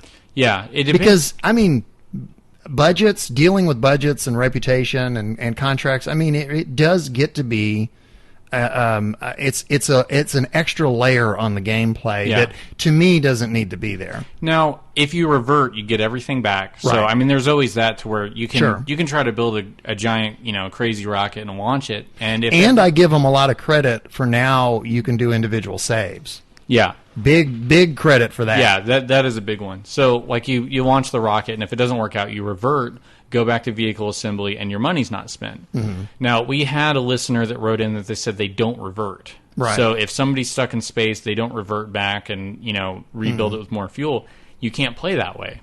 Right. Because imagine if you didn't revert and you're trying to, like last time you said you were building a bunch of different kind of spaceships, seeing which one would best rendezvous and couple and make like a long, long interstellar long trip path. to Eve. Yeah, you can't do that because unless you revert each time, you can't have multiple things out there. Or if you go on a really long trek, and then like when you find out you get down to Eve and you're one ladder space away, you got to revert the entire thing instead of launching a rescue mission because you spent so much to get to that point. Yeah, again, it limits your potential or your possibility. I think that there is a lot of good work in the update. I think there's a lot of good potential in the update, but there is a lot of threat of limitation. Well, it's an extra layer that to me doesn't need to be there. Yeah. And the other problem is I have yet to come across a contract that is in any way better than anything that I do on my own. You get what I'm saying? Yeah, wasn't there the Stranded Kerbal? Stranded Kerbal, but again, that's that could have happened on your own. That could have happened on my own. Yeah. That's no better or worse. And when it does happen on my own, for example, like the Eve mission that I was talking about earlier, there was a story there. I had sent a mission to Eve. They crash landed and they needed to be rescued. Now I was sending a rescue mission. Cue the heroic music. Yeah. Bring Liv Tyler in so I can play Animal Crackers on her tummy. There was a story there. Yeah. I was going to go and try and rescue these guys that were standing there waiting for me. Rescuing the stranded Kerbal in space, it was like, where did he come from? And don't get me wrong, I'm not criticizing the game for I'm not saying, you must provide me with story. Yeah. But I'm saying that they're divorcing the experience of having of getting the Kerbal stranded in space yourself. Kind of takes the stakes away. It's almost like, Bill, what are you doing here? Yeah. Well, went out for a stroll and I got stranded. I mean, they could have, like, if you get something in orbit. Yeah. If you get something in a complete orbit, a contract could open up saying rendezvous with that craft or dock with that craft. And if you do, and it wouldn't happen each time you got something in orbit, but whenever you did, they would say, hey, you did that. Right. Try doing this. Right. You know, and you could do that. Like, let's say you have some, you know. And I wouldn't be surprised if that's not coming. Yeah. Like, let's say, you know, you have your two Kerbals walking around on Right. Eve. A contract could come up and say, bring them back. Right. Because, I mean, if that would have been the parameter for either my MUN mission or your mission, like, the contract could have been like, hey, bring them back. I'm like, well, I can't. Yeah. But I guess I could try to build something that could. Sure. You know, and that would open up, okay, I'm going to try to do that. You know, before you wouldn't have tried to do that. And I have a feeling that right now there are modders that are frantically coming up with new contracts. Yeah. Again, I tend to play the fairly basic Kerbal. I don't do a lot of modding. And I don't think that a game should be dependent on the modding community to be good. Yeah. And I'm not saying Kerbal is not good. It is still my favorite game, and I am still burning up hour after hour playing it. I am primarily in science mode. The career mode I'm not wild about, but I do think it's a good new mode for the game. Yeah. And I do think that for new players, the new career mode is a good place to start. I just wonder how long someone's going to play career mode before they go to science mode. Yeah, I think if they categorized the contracts, like Right. they had tabs for discovery contracts, experimentation contracts. So Right. discovery ones would be ones that would actually teach you things about the game. Right. Like, I like how they'll introduce things before you unlock them in science mode, so you can learn the parts piecemeal and know what upgrades you want to buy. Right. I wish I would have had that Right. whenever I first started. So they would have discovery contracts where you discover how to do something in the game, like launch a parachute when you're at 1,000 meters from sea level. So then you would learn that's about when I should launch a chute. And then an experimentation contract that would be like launch one when you're just entering the atmosphere. Yeah. And that would be, I'm just doing this because it wants me to try something. Right. That doesn't mean that's when I should be doing it normally. Well, they've kind of introduced. They're using the same trick that other games, like first-person shooters, like you had mentioned Half-Life and Half-Life 2. Yeah. Those games sneak the tutorial in on you. Uh-huh. You're following some guy around, and he's going, hey, let's go through this door. Yeah. Push E to open this door. Uh-huh. And hey, let's go do this. And you need to use your right mouse button to do that. And, Yeah. it's like they sneak the tutorial in. Yeah, so if I started the game and it said, launch a rocket, that's a discovery. Because you're discovering something that will help you get farther. Right. If it's like use a decoupler while your aircraft is in the water, that's I'm not discovering how to do something better. I'm Right. experimenting to see what would happen. Right. So I think if you divided those, there would be these will teach me how to be better at the game. These will get me more funds because they just want me to do something weird. Right. So I think if you divided those. Right. Okay, so to sum up, what is something that you want to keep? What is something you would like to change? And what is something that is fun about the new update? Well, again, I want to say Squad gets extremely high marks for keeping science mode. Uh-huh. Thank you for not doing the George Lucas, Jeb no longer shot first. Thank you.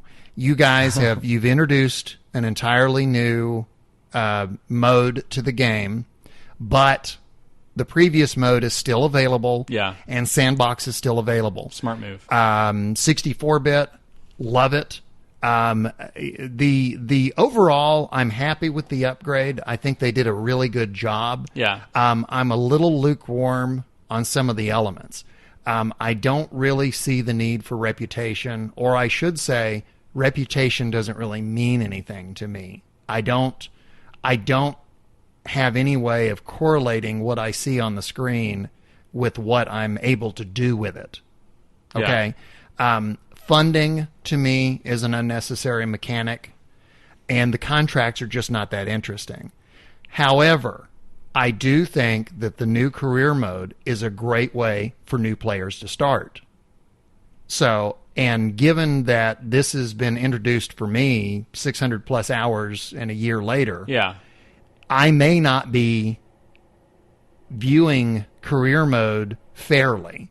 Yeah. And I acknowledge that. I may be so, I may be so used to my previous play style and the unlimited freedom that the new career mode to me feels limiting. So I admit that I do have a bias. Okay, so my love, change, and fun are I really love that. Did I answer your questions? Yeah, more or less. You blended them all in. Okay. So the thing I love I didn't about just break them out. Though. The thing I love about the update is that it is a really good way to learn things ahead of time. So, like, you teach me about decouplers before I could go buy a good decoupler, so I know I'm making a good investment. You multiple save files, so I can save in stages, and also keeping the different modes. I just think it's a brilliant idea. The thing that I would change is I would make reputation mean something. Yeah. Because right now it's kind of arbitrary. I could be 1 into the green, I could be 20 into the green, and I don't feel like I've changed anything. Yeah, the reward system. Yeah, has got to be strengthened. Yeah, it just doesn't feel like I've accomplished much except for doing what I had to do. It's like on Xbox Live when you get the achievement for finishing level 1. Yeah. Well, I was going to do it anyway. Right. So now if you do something like kill this arbitrary number of zombies, okay, I'll work toward that because that wasn't in my original goal, but hey, I did it. I feel like I accomplished that thing.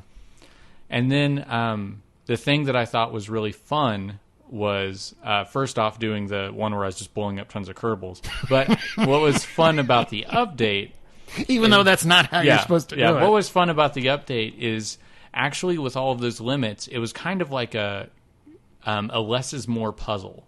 Because in order to accomplish this contract, I didn't want to spend much money, but I needed something that would get me to 7,000 meters so I could do this contract without wasting a lot of goods. So I was trying to figure out the best way to do that. So it was actually kind of fun to figure out how I could accomplish those goals without and maximizing the amount of money that I would get out of the contract, like, profit versus loss. And in fairness, the new career mode does add a level of challenge. It does. Again, it's not a level that I'm interested in, but yeah, that doesn't mean that nobody's interested. I'm speaking for me. Yeah. So, and there's always science mode. There's always science mode. Again, squad, you guys get major points for that. This is the way to do an update. Oh, and if anyone didn't like how their saves were converted over into the career mode, like your previous saves, you can look up online how to switch over to science mode. Okay. So, I am very curious now that we've given our opinion. Obviously, earlier in the program, we read other opinions that we got off of Twitter and Reddit and by email and stuff. Now that you've heard our opinion, please let us know what you think. Do you agree with us? Do you disagree with us? Just what do you think? We'd love to hear from you. As always, we can be contacted by email, Kerbalpodcast@gmail.com. You can follow us on Twitter at Kerbalcast. And I would ask, we want you to help us spread the word about this podcast. Please go on iTunes and leave comments. Tell everybody that you think that would enjoy this podcast. Just help us spread the word. And I guess that wraps it up for But I Don't Digress. Yeah. I guess we'll go back to But I Digress next week. Yeah, we'll find something. If anybody's got a movie, we may try to check it out. I guess so. Before we wrap things up, we started a contest in the last podcast. And dadgummit, we made the question too hard. So we're going to try and make it easier this time. We're going to get you a little bit closer. Yeah. Go ahead and tell us. Okay, so the answer is one word, and each part of the clues we're giving make up part of the word. Right. There's 3 clues. The order of the clues matters. Okay, the clues that we gave out last podcast are firefly, cannibalism, and burn to the ground. Now, burst into flames. Yeah. And all of those can be found in As the Kerbin Turns. And we will give you one further clue. Each clue represents a letter. That's all we're going to say. Again, there is a $15 Steam gift card in the balance. So let us know what your guesses are. Kerbalpodcast@gmail.com. Well, we do want to toss out some thanks. First of all, as always, thank you so much to our listeners, to you who download the podcast and listen to us, and we love the feedback. We love to hear what you think of the program. We love to hear comments and suggestions. If there's something about the program you don't like, we want to hear it. In any comments you have, we want to hear it. Also, we want to thank our regular contributors, and especially this episode, we want to thank Run Phil Run for the Floating Dead story. Yeah, which was a lot of fun. Yeah, no, it was fun. We really appreciate that. Yeah, and Phil did a lot of work on that story, and I wanted to acknowledge it and just say, hey, thank you quite a bit.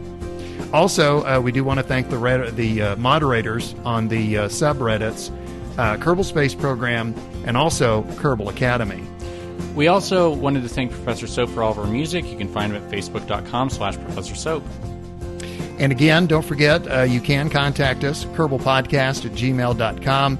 Follow us on Twitter at Kerbalcast. You can also download us on iTunes, subscribe to us on iTunes, or download us directly. Kerbalpodcast.libsyn.com.